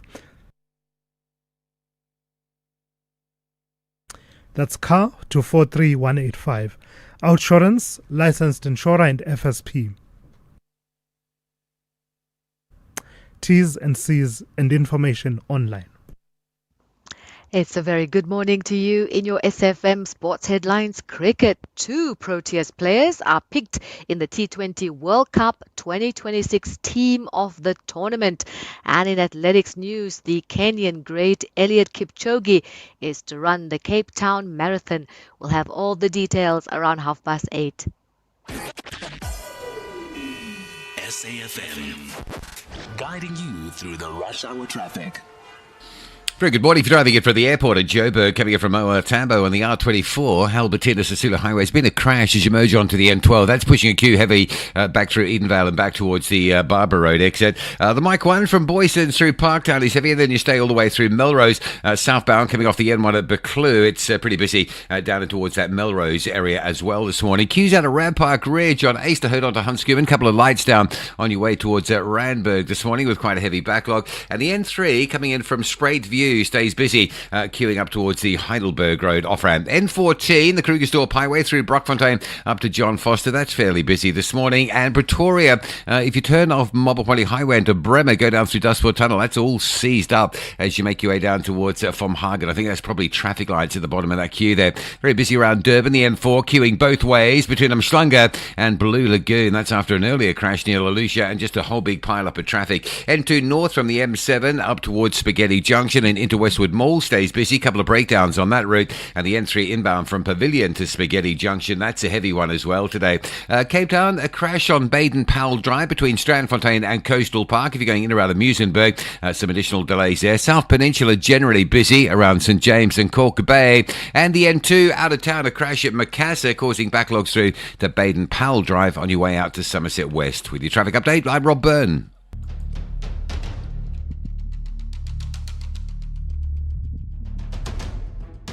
The Morning Brief with Thulasizwe Simelane. Weekdays, Monday to Friday, 6 to 9 a.m. The Morning Brief with Thulasizwe Simelane. Weekdays, Monday to Friday, 6 to 9 a.m. 10 minutes after 8, welcome to it, the third hour of the morning brief. We are on SAFM 104 to 107 nationwide, also live on all of our digital platforms, safm.co.za, but also on Facebook and on X, as well as on YouTube. As we always do around this time, let me read some of your messages. I'm saving the best for last when it comes to these messages. So let's start with one from an e-hailer who says he or she is in Emonti, and then in brackets says Gugompo City. Says the silence from the Department of Transport regarding the 11 March deadline for all e-hailing companies, particularly Uber, to comply with the National Land Transport Act NTLA is deafening and deeply concerning. Operators remain in the grey about what will happen in less than 48 hours. We call on DOT's Colin Msibi to provide a clear update to all operators on the latest developments and what compliance will mean in practice, says e-hailer Emonti, Gugompo City. That's an important one, and we'll certainly be revisiting that particular story for an update on where things stand as far as getting compliance going within the e-hailing sector. Nati in Cape Town says, with more than R2 petrol price hikes, will it be the right time to mobilize all employers to encourage their employees to work from home where possible, as they already spend 35 to 40% of their salaries towards taxi or bus fares? SARS also must bring back the home office deductions, says Nati in Cape Town, as a suggestion for how to counter the fuel price increases that are anticipated from the beginning of April. Then there's this one that says, when police officers are not doing their job, we complain. As well, when they are being killed by the same crime perpetrators, we again blame criminals and leniency of policemen towards criminals. Exactly what do we want? All right. On that one, I'm assuming that it has to do with the allegations that are coming out and being leveled once again against the Cato Manor Serious and Violent Crimes Unit. It's one thing to be tough and firm on crime. It's quite another to engage in the kind of acts that are alleged to have happened in that particular situation. We all want police officers to be tough and firm. Where they face fire from criminals, they have the authority. They are the only people with the authority to use violence in self-defense and in defense of the public. No one is quibbling with that. But when you have videos such as the one that was shown by Ari Danikas in the commission, the inquiry, the Nkabinde inquiry, where it is alleged, again, emphasize alleged, because this has been denied and no one has been charged and prosecuted all the way, right? So we are at the point of alleged. There was a video that was shown where you've got these police officers surrounding a suspect who's been stripped naked, and it appears that this person is being tortured. That's not what we mean when we say police officers must be tough and firm. That's just plain torture. It's got nothing to do with you showing the authority of the police. It's got everything to do with you behaving in a barbaric manner. That is not acceptable. Lastly, the one I said I will save for last. I don't get the point the person is making and what shocks them, but it's the name that I've been given. Thalassemia. Thalassemia, and it's spelled Thalassemia. Thalassemia. Did I hear you say Hangwani Maumera? Yes, I did say Hangwani Maumera is the name that has come up at the Madlanga Commission of Inquiry. But my new name then, Thalassemia. 14 minutes after 8. Let's get into it. The third hour of the morning brief on this Tuesday. This February, fall in love with friendships that feel like family. Old bonds, new beginnings, and chapters that remind us why love in all its forms matters. The story comes full circle in The Best Man, the final chapters, where love, loyalty, and life collide one last time. Because some stories stay with you long after the final scene. The Best Man, the final chapters, weeknights 7 p.m. only on S3 of the Love. Hi, I'm Zante. I'm Vaughan Lucas. Feel every moment only on SABC2. And remember, Paradise kicks off 23 February 2026 at 7 p.m. Live in every beat. The Pulse of SA.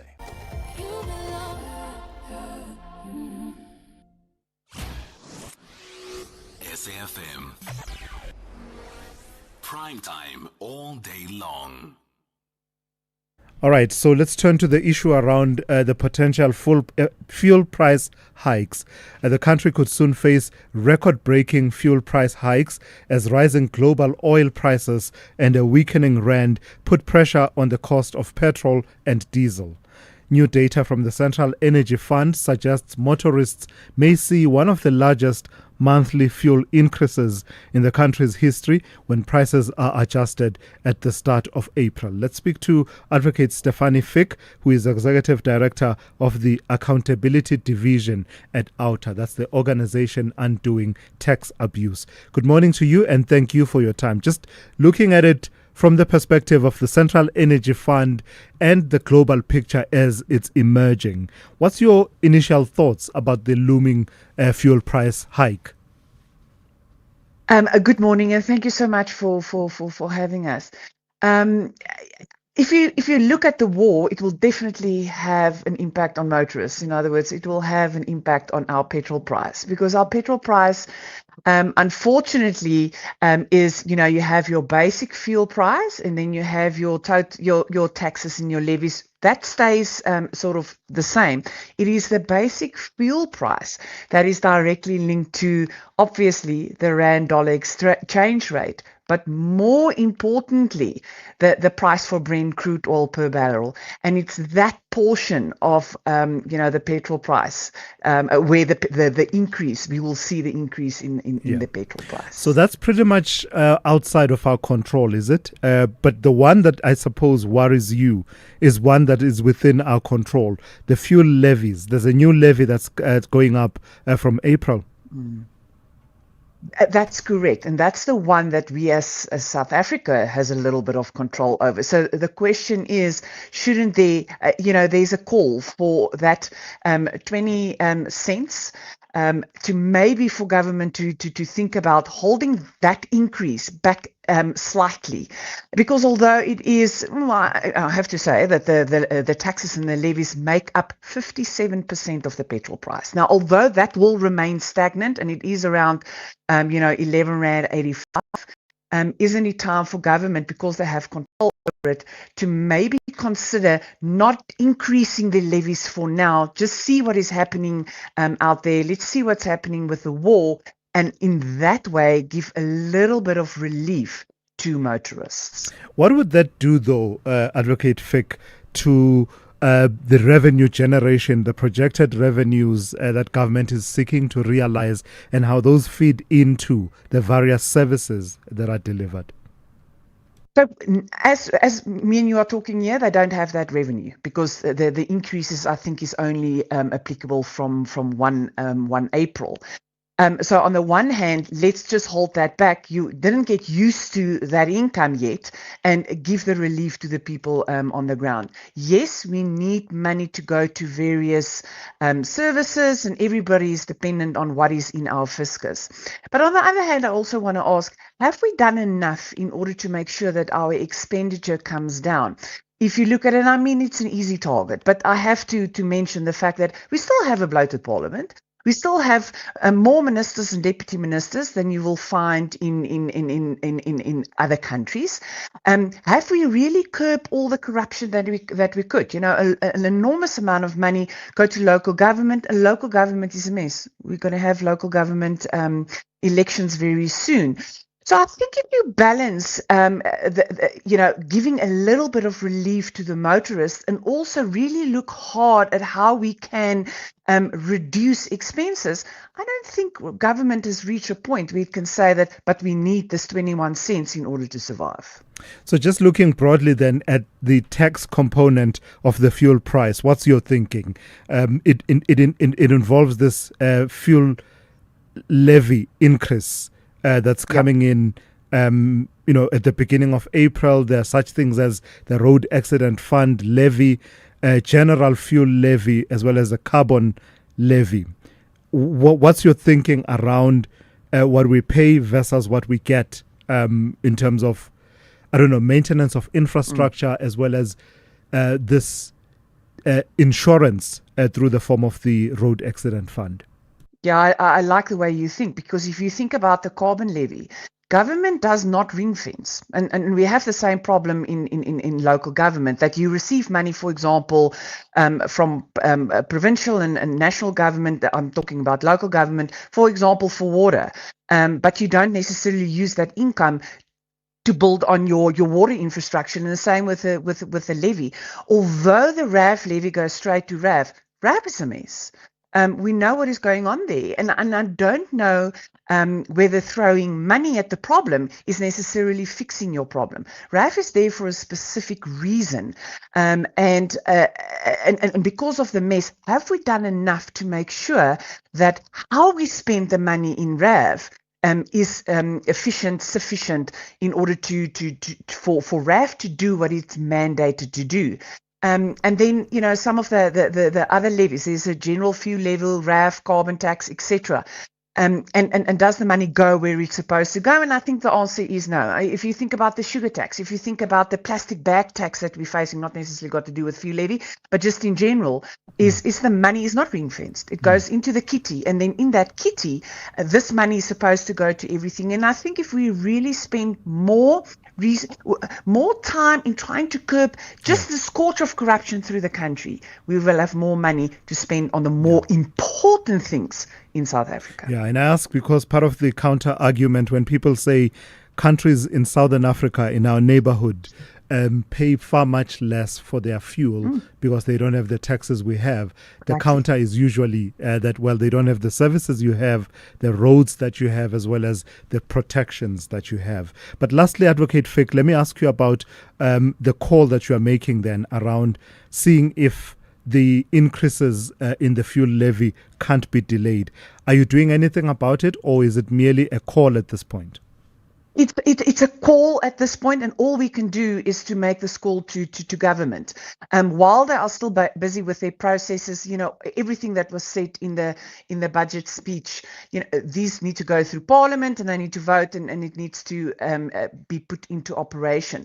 And that your fuel levies and the increases thereof is published in the Government Gazette. That if it hasn't been done, we're not saying that don't put it in place. Just wait a little while so that we can see what is happening out there. We do not have control over the price for Brent crude oil. And we don't know how long the war is going to last, and that do something for now in order to assist motorists, and hopefully, because the next thing we need to talk about is the increase in inflation there might be coming, because the minute fuel goes up, everything else goes up. It has an impact on everybody in South Africa, which then has a compounding effect. And then we need to talk about inflation, which makes it hard for ordinary South Africans. And if this is a small part to play, why not? Totally unrelated to the topic we are discussing this morning, but there was that outcome from the Western Cape Division of the High Court regarding who has the power to increase the VAT rate, right? And between the minister and Parliament, basically the finding that section of the VAT Act that makes it within the scope of the minister to increase the VAT rate without Parliament's participation is unconstitutional and invalid. Of course, it awaits confirmation through the Constitutional Court, etc. But I don't imagine you are opposed to that line of thinking. No, because I think it is about accountability, and it is about, you know what, our constitution, if you think about it, is very clear. It makes provision for transparency, and it makes provision for processes, and that even if you, let's say you don't agree, a minister has to have the capability to make certain decisions. You can't just make decisions. You have to take into account, what does Parliament say. So I think it's a good process that it has to go to Parliament, and it has to have some type of transparency process where even the public can have input into a very important question like, should we increase VAT? We know that government can't, every time they make decisions, come back to the people, but they need to govern for the people. And in certain instances, being transparent and having a process is more important than the decision itself. All right, let's leave it there for this morning. Thank you for your time. Advocate Stephanie Fick, who is Executive Director of the Accountability Division at OUTA. This February, love the truth, no matter how unsettling it is. They were called accidents, a slip, a fall, a tragic mistake. But what if they weren't? Fatal fall, murder or accident investigates suspicious deaths. From balconies, staircases and cliffs. Where one question refuses to go away. Did someone push them? Through forensic science and haunting testimony, the truth is uncovered. Fatal fall, murder or accident. Tuesdays 6 p.m. only on S3. Open up. S3. Without insurance, saving on your car insurance feels like catching your favorite song on radio just as it starts. 43-year-old Gloria saves an unbelievable 513 Rand on her 2024 Audi Q3. Get a quote now, and if OUTsurance can't save you money, ask for 500 Rand or 1,500 Rand if you've been claim-free and with the same insurer for 3 years. Get savings or cash. SMS out to 30754. That's out to 30754. OUTsurance, licensed insurer and FSP. T's, C's and information online. Call Thulasizwe now. 086 000 2032. All right, Willie and Kuma, let me start with you and take your call. You want to talk about monitoring this morning. What do you mean? Which aspect of monitoring? Look, Thulas, man, in general, and it's not for the first time. We are sick and tired of this tender irregularities, and in each and every place, institution, working place, there are irregularities, you see. I wonder whether we as blacks, from time immemorial, we did not have monitors at working place. A monitor at someone who's looking after the cattle, and there's someone who is monitoring that particular institution. You see, you've got inspectors at schools who are monitoring, the teachers, whether they are working correctly. We've got the Machinilanis.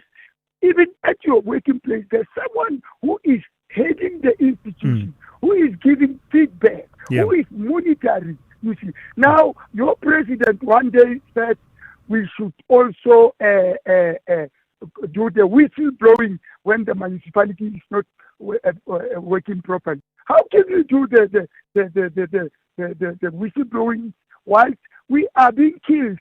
The state, the government is failing us to have monitoring, evaluation, and planning. Who is monitoring each and every the money coming from the financial institutions, the report of how the money was used. Every time report back to say, no, the structure is okay, everything goes okay, no stealing, no what. There should be one person with a big eye in each and every institution who is watching these things, not the whistleblowers. Yeah, no, I get you. Willie, I agree with what you're saying. Just the maintenance of standards and monitoring of those standards and enforcement of those standards across the system, across the board. Not specified to any particular sector. Willie just feels that we should be doing more of that maintenance of standards across the board. Let me take a few of your voice notes now. Good morning to Thulasizwe and SAFM listeners. Makoma Sego here in Ferreira-Gain. Thulasizwe, please educate me. Why do witnesses need a team of lawyers before they can come and tell the truth on the Madlanga Commission? Why is it that they want to hide? Why do they need a team of lawyers or advocates to advise them? Thank you very much. Thank you. You're asking the wrong person. I've got skin in the game. Lawyers must work and lawyers must be paid. No, I suppose it's really about ensuring the fairness of the process, right? And you're just there to guard the fairness of it and ensure that your client doesn't walk themselves into situations that can be problematic for them. They could implicate themselves in the commission of a crime.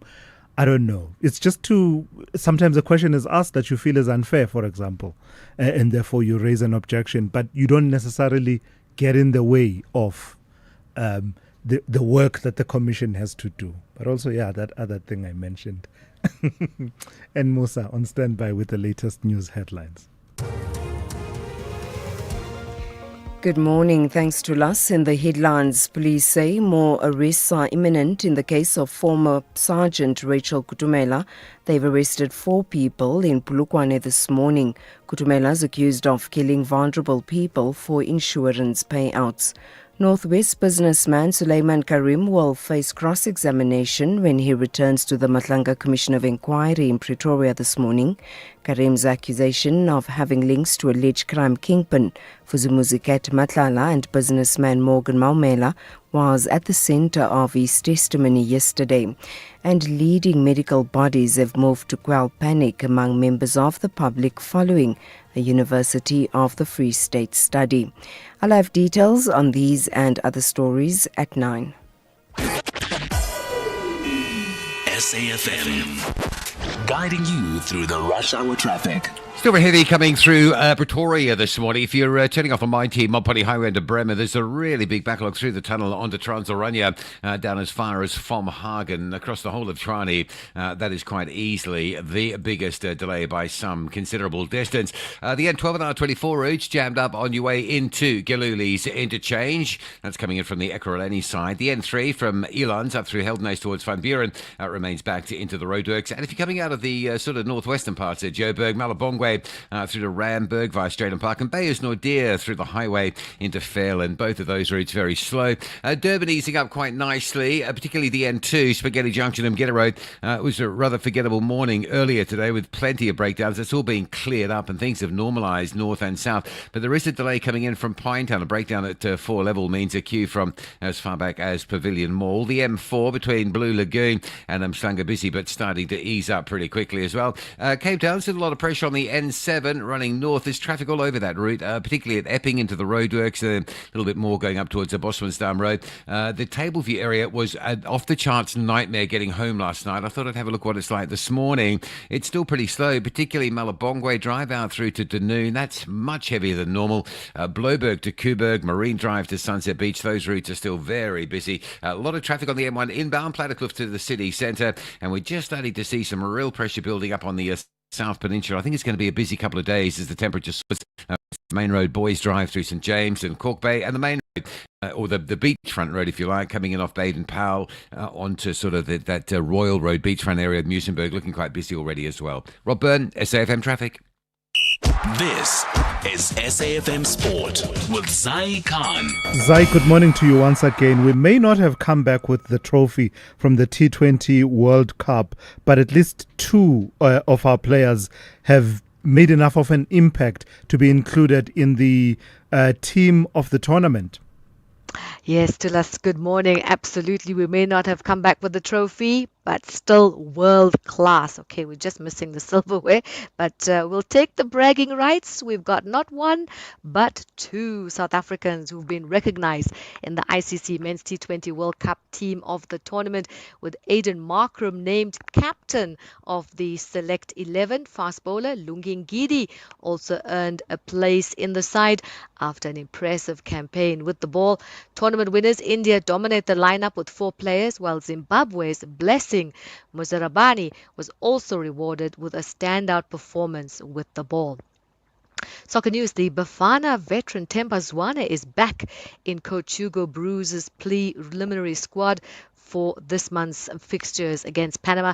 Zwane has not featured for the national team since rupturing his Achilles tendon, and that was during an Africa Cup of Nations qualifier. The 36-year-old, alongside Philadelphia Union defender Olwetu Makanya, will feature, while Bruce is expected to trim the squad ahead of the matches in Durban and Cape Town. Athletics news, two-time Olympic champion and former world record holder Eliud Kipchoge will run this year's Cape Town Marathon in May. The Kenyan legend says racing his first ever marathon on African soil holds deep meaning for him. The event will form part of a global challenge where Kipchoge plans to run marathons on all 7 continents over the next 2 years, aiming to inspire healthier lifestyles and raise funds for his foundations. In the meantime, the Olympic champion swimmer Chad le Clos has partnered with Virgin Active to launch the Chad le Clos Academy, aimed at spreading his ethos across the country. The academy offers structured programs for swimmers at all levels. A 33-year-old explains. And I've got a really big team that are working with me. So again, shout out to Ayrton Sweeney and Stallone. Both those guys are without them, I'm definitely sinking. So no, it's been a crazy journey. It's happened really quickly. So we started chatting about just over a year ago, and then it became official pretty much this year. But we've been working behind the scenes since about September last year, gathering coaches. We've got some really exciting things. Unfortunately, I can't announce too much because we're announcing some really big coaches coming on board in the next 6 weeks. And finally, tennis action at Indian Wells. The world number 1 Carlos Alcaraz remained unbeaten in 2026 after coming from a set down to defeat France's Arthur Rinderknech and reach the round of 16. Novak Djokovic also progressed after edging the American Alexander Kovacic in 3 sets. In the women's draw, Iga Swiatek cruised past Maria Sakkari, while Jessica Pegula rallied from a set down to beat Yelena Ostapenko and advance to the last 16 in California. That's your sport on the morning brief. Check back at around 12:30. We'll have more with John Herika. I'm Zai Khan. The Business Update on SAFM. Dowling, good morning to you once again. Let's talk about building confidence. This is a matrix that I don't believe we watch closely enough, do we? We don't, Thulas, and it's really interesting because with the FNBBR Building Confidence Index, it assesses morale, confidence among different players within that space, from contractors to quantity surveyors, etc., etc. And what we are seeing in the first quarter is that morale among players in that sector somewhat mixed, with strong activity in commercial projects helping to offset persistent weakness in residential building. Now, the latest index edged down slightly to 40 in the first quarter, showing sentiment remains fragile across the industry, with a majority of businesses still dissatisfied with current conditions. Beneath that headline number, however, performance across the sector is increasingly diverging. Confidence among contractors, subcontractors, and quantity surveyors improved in the quarter, suggesting building activity is slowly picking up. Much of that momentum is coming from non-residential projects, including upgrades to office space and investments by shopping centers in their own electricity and water supply. According to senior economist at FNB, Koketso Mano, the residential market remains the weak link, with demand for new housing yet to recover meaningfully despite interest rate cuts over the past year and a half. And I see that Walmart is the new game in town, are they? They really are. They're accelerating. You missed it. You missed Oh, it. the new game in town. Listen. I mean, I give you a through pass. You miss it. It's before 9 a.m. Forgive me. Yes. So what we're seeing is Massmart accelerating the rollout of Walmart branded stores in South Africa as it reshapes its retail strategy and moves further away from the game format. Now, the group, majority owned by Walmart, opened its third local Walmart outlet in Boksburg last month, following earlier launches at Clearwater Mall and Fourways Mall. The retailer now plans to open another 21 Walmart stores across Gauteng, the Western Cape, and KZN, with most conversions expected to come from existing Game retail store locations.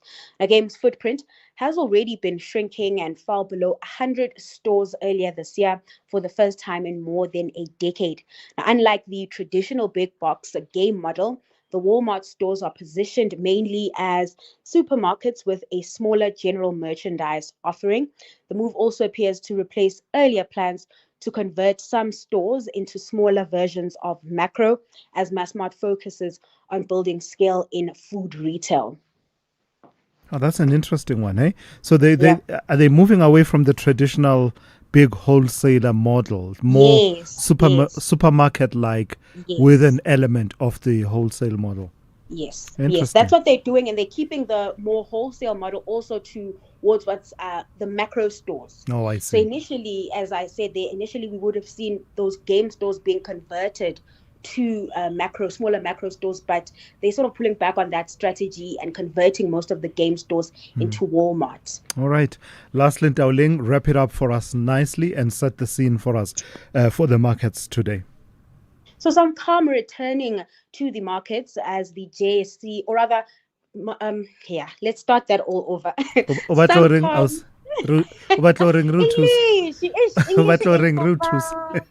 I told you before 9, sometimes, All right, we're going to get it right this time around.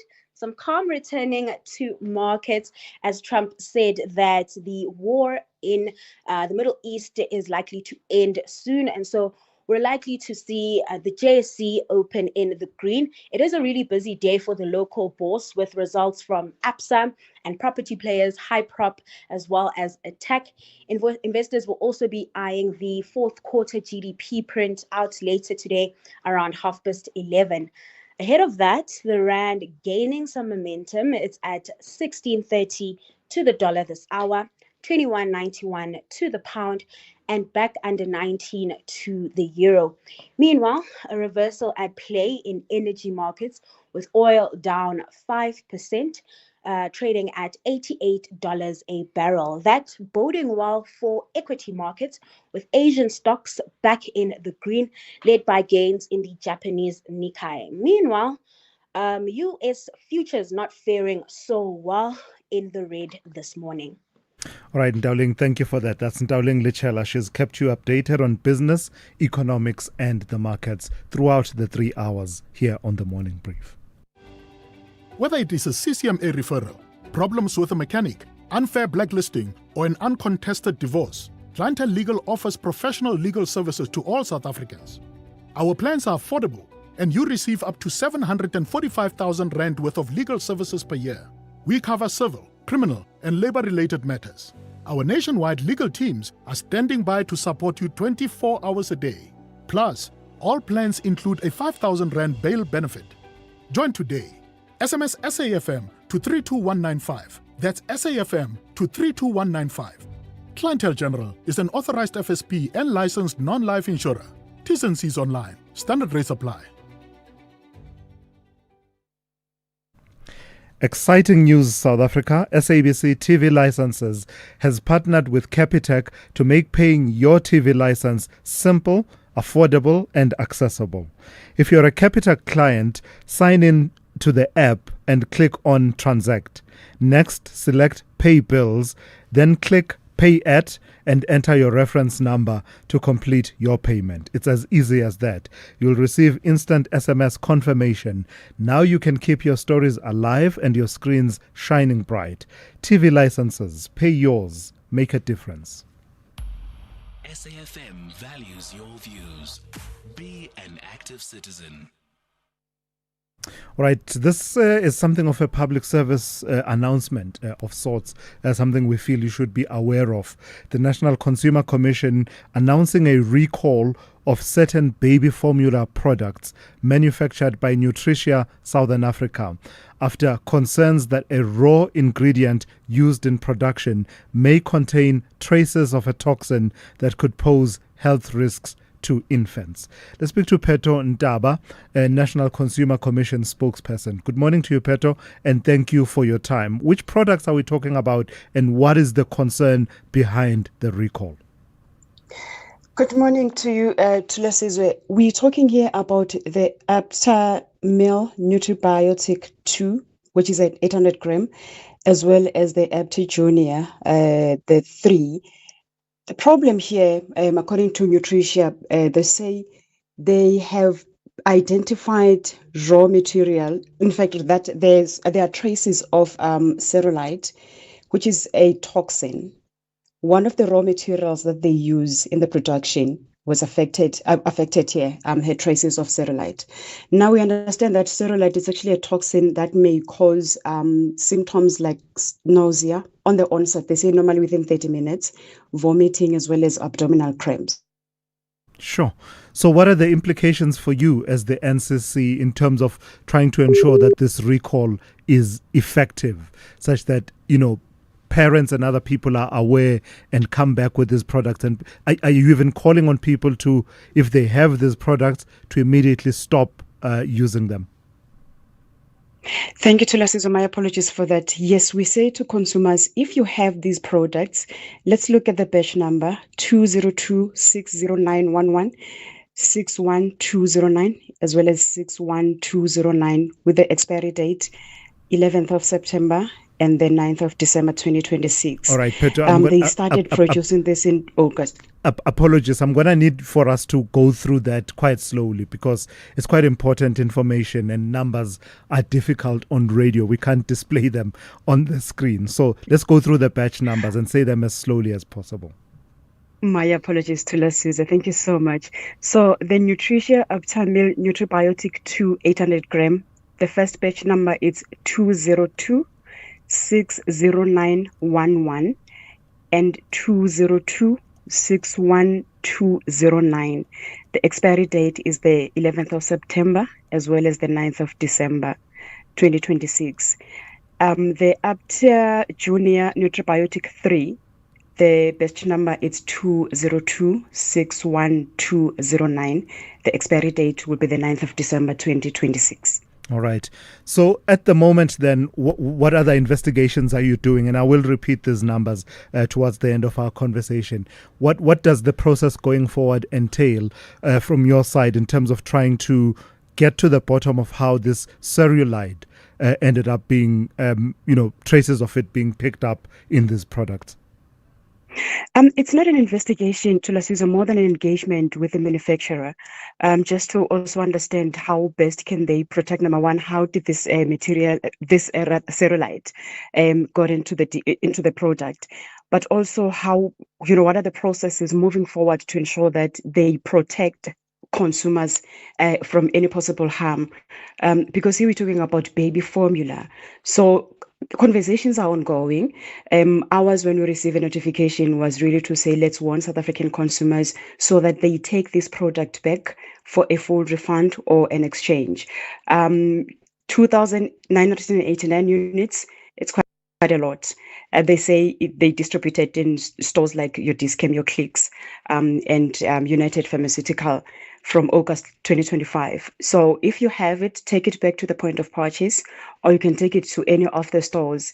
They are going to give you a refund with or without any proof of purchase. Are they saying about the geographic spread of these units, these 2,989 units that are impacted? Yes, Thulasizwe, they were distributed throughout the country. We also understand that some of the units were exported in Botswana as well as Namibia. So we are now monitoring the recall, basically to say how many units out of the 2,989 were returned, how many consumers reached out, how many consumers complained about, some of these issues, their babies experiencing nausea and vomiting. Because monitoring is part of also saying, and then what happened to those? Did you then assist in terms of those kids going to the doctor, or if the kid went to the doctor, you have to reimburse the consumer. If there is causal link to say, yes, the child fell ill because they used this product. So this is part now of the process of monitoring. So as a parting shot then, Peto, what are parents to do? Whether or not they have receipts for the purchase, because people don't keep receipts, does that matter at all in how they respond to this public service announcement? It really doesn't matter, Thulasizwe.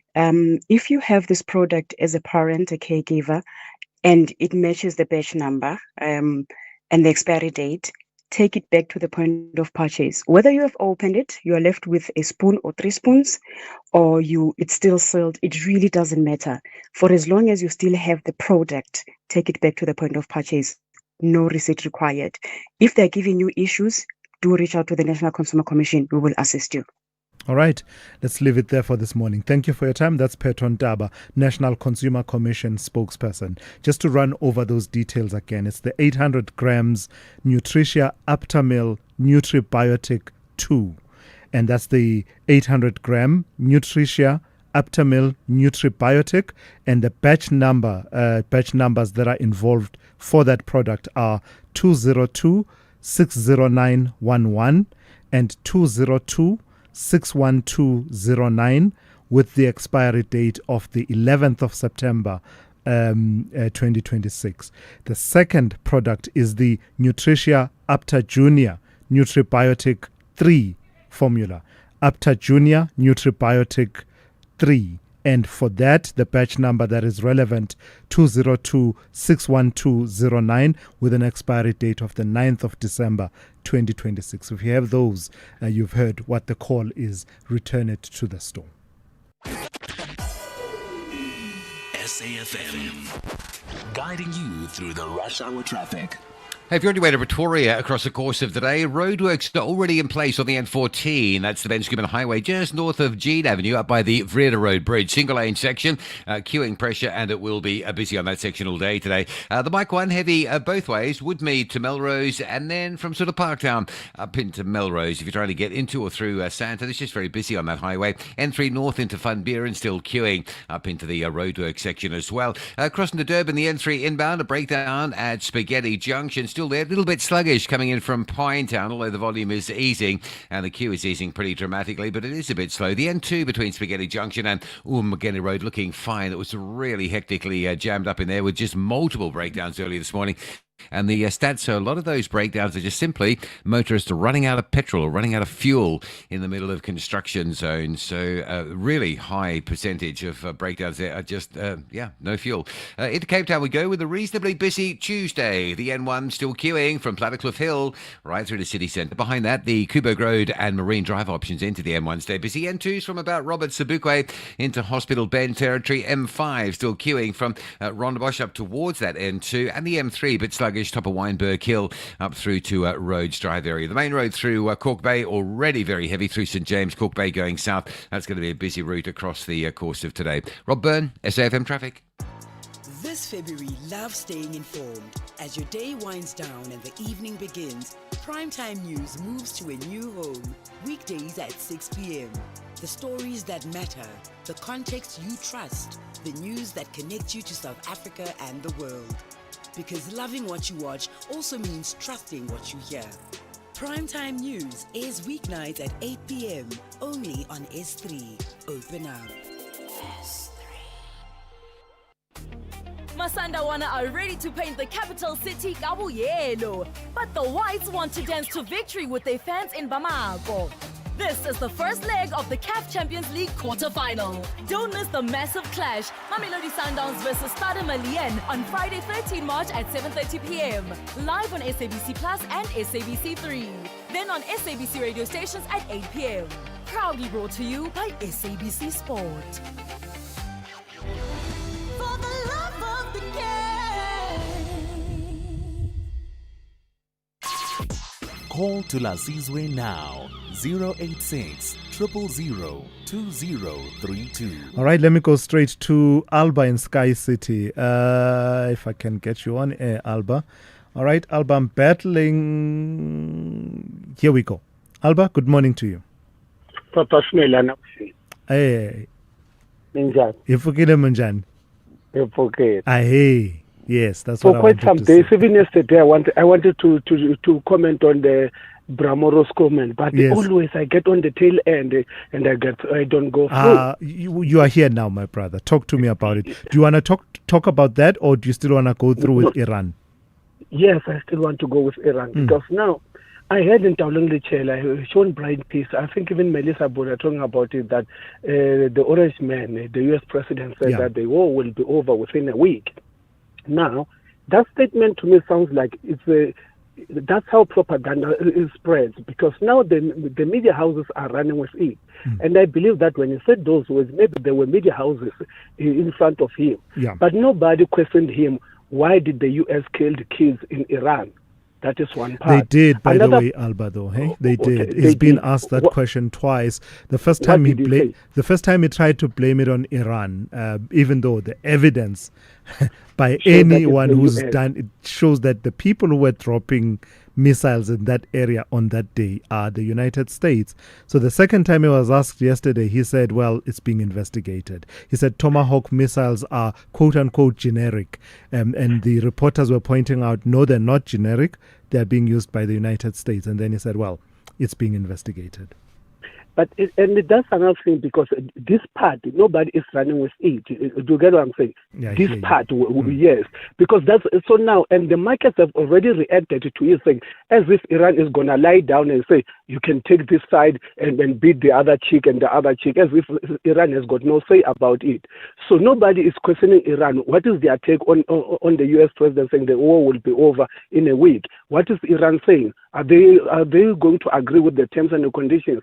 You see, now the US is winning the propaganda war, according to me, because markets are reacting to what he's saying. And if it were to happen that within a week the war is not over, the markets are not going to ask him. He's not going to be asked, why did you say? So the US, according to me, that is the most evil government in this world. They've caused so many wars.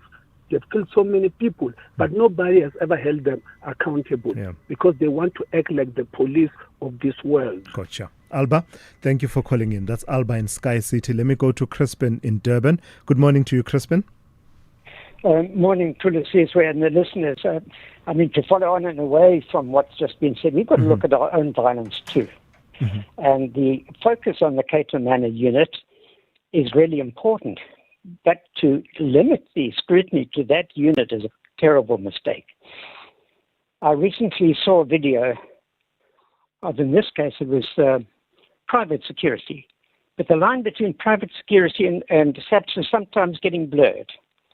And they are beating up a homeless man in Durban again and again and again. You're not talking about apprehending a criminal, an armed criminal, nothing like that.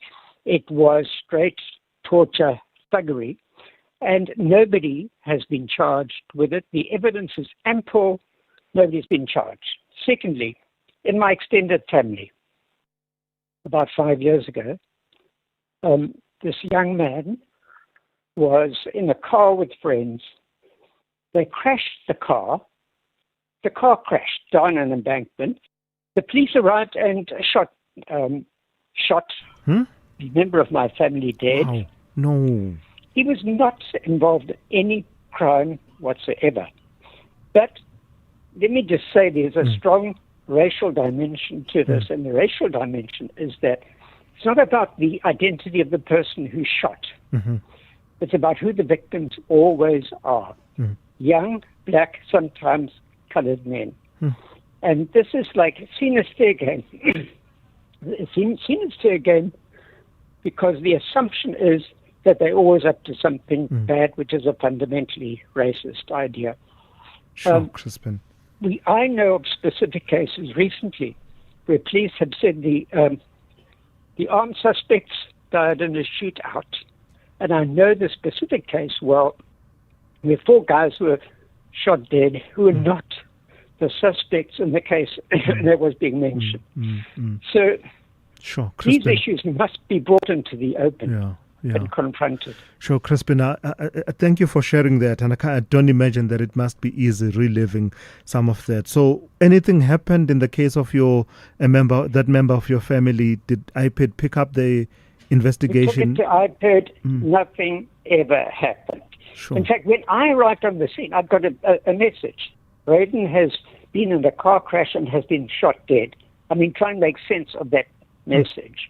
So I did arrive there at night in the township, and I had a camera. And the police said, you can't take photos, it's a crime scene. I said, what was the crime?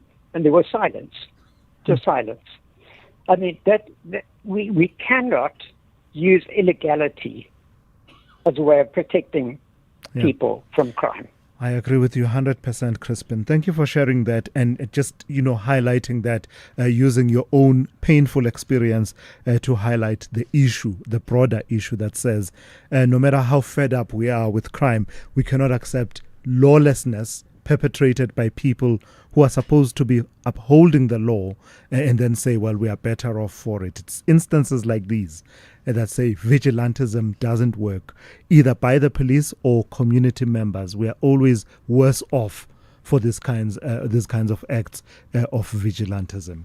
All right, let's leave it there for this morning. Thank you for your time and thank you for your robust engagement as always. The Talking Point with Kathy Mutlatlana is up next here on SAFM after the news. I'm Thulasizwe Simelane. You've been briefed.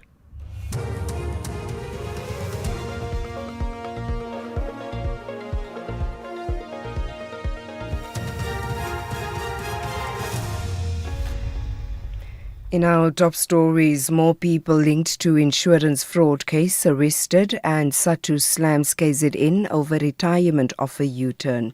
Good morning. A senior education official is reported to be among the 5 people arrested in the case of former police sergeant Rachel Kutumela. One suspect was arrested in Sebokeng, Gauteng yesterday. The rest, including 2 brothers and a Sangoma, were arrested in Polokwane this morning. Kutumela is accused of killing vulnerable people for insurance payouts. She was arrested in October of 2024. Kutumela and 3 others, including her sister, daughter and elder brother, are still in custody. National Police spokesperson Ethlenda Mate. We are executing 7 warrant of arrest in relation to a 10 million rand insurance murder for payout scheme today in Limpopo. Captain Keshi Mabunda is leading this particular operation. The arrests are linked to former police sergeant Rachel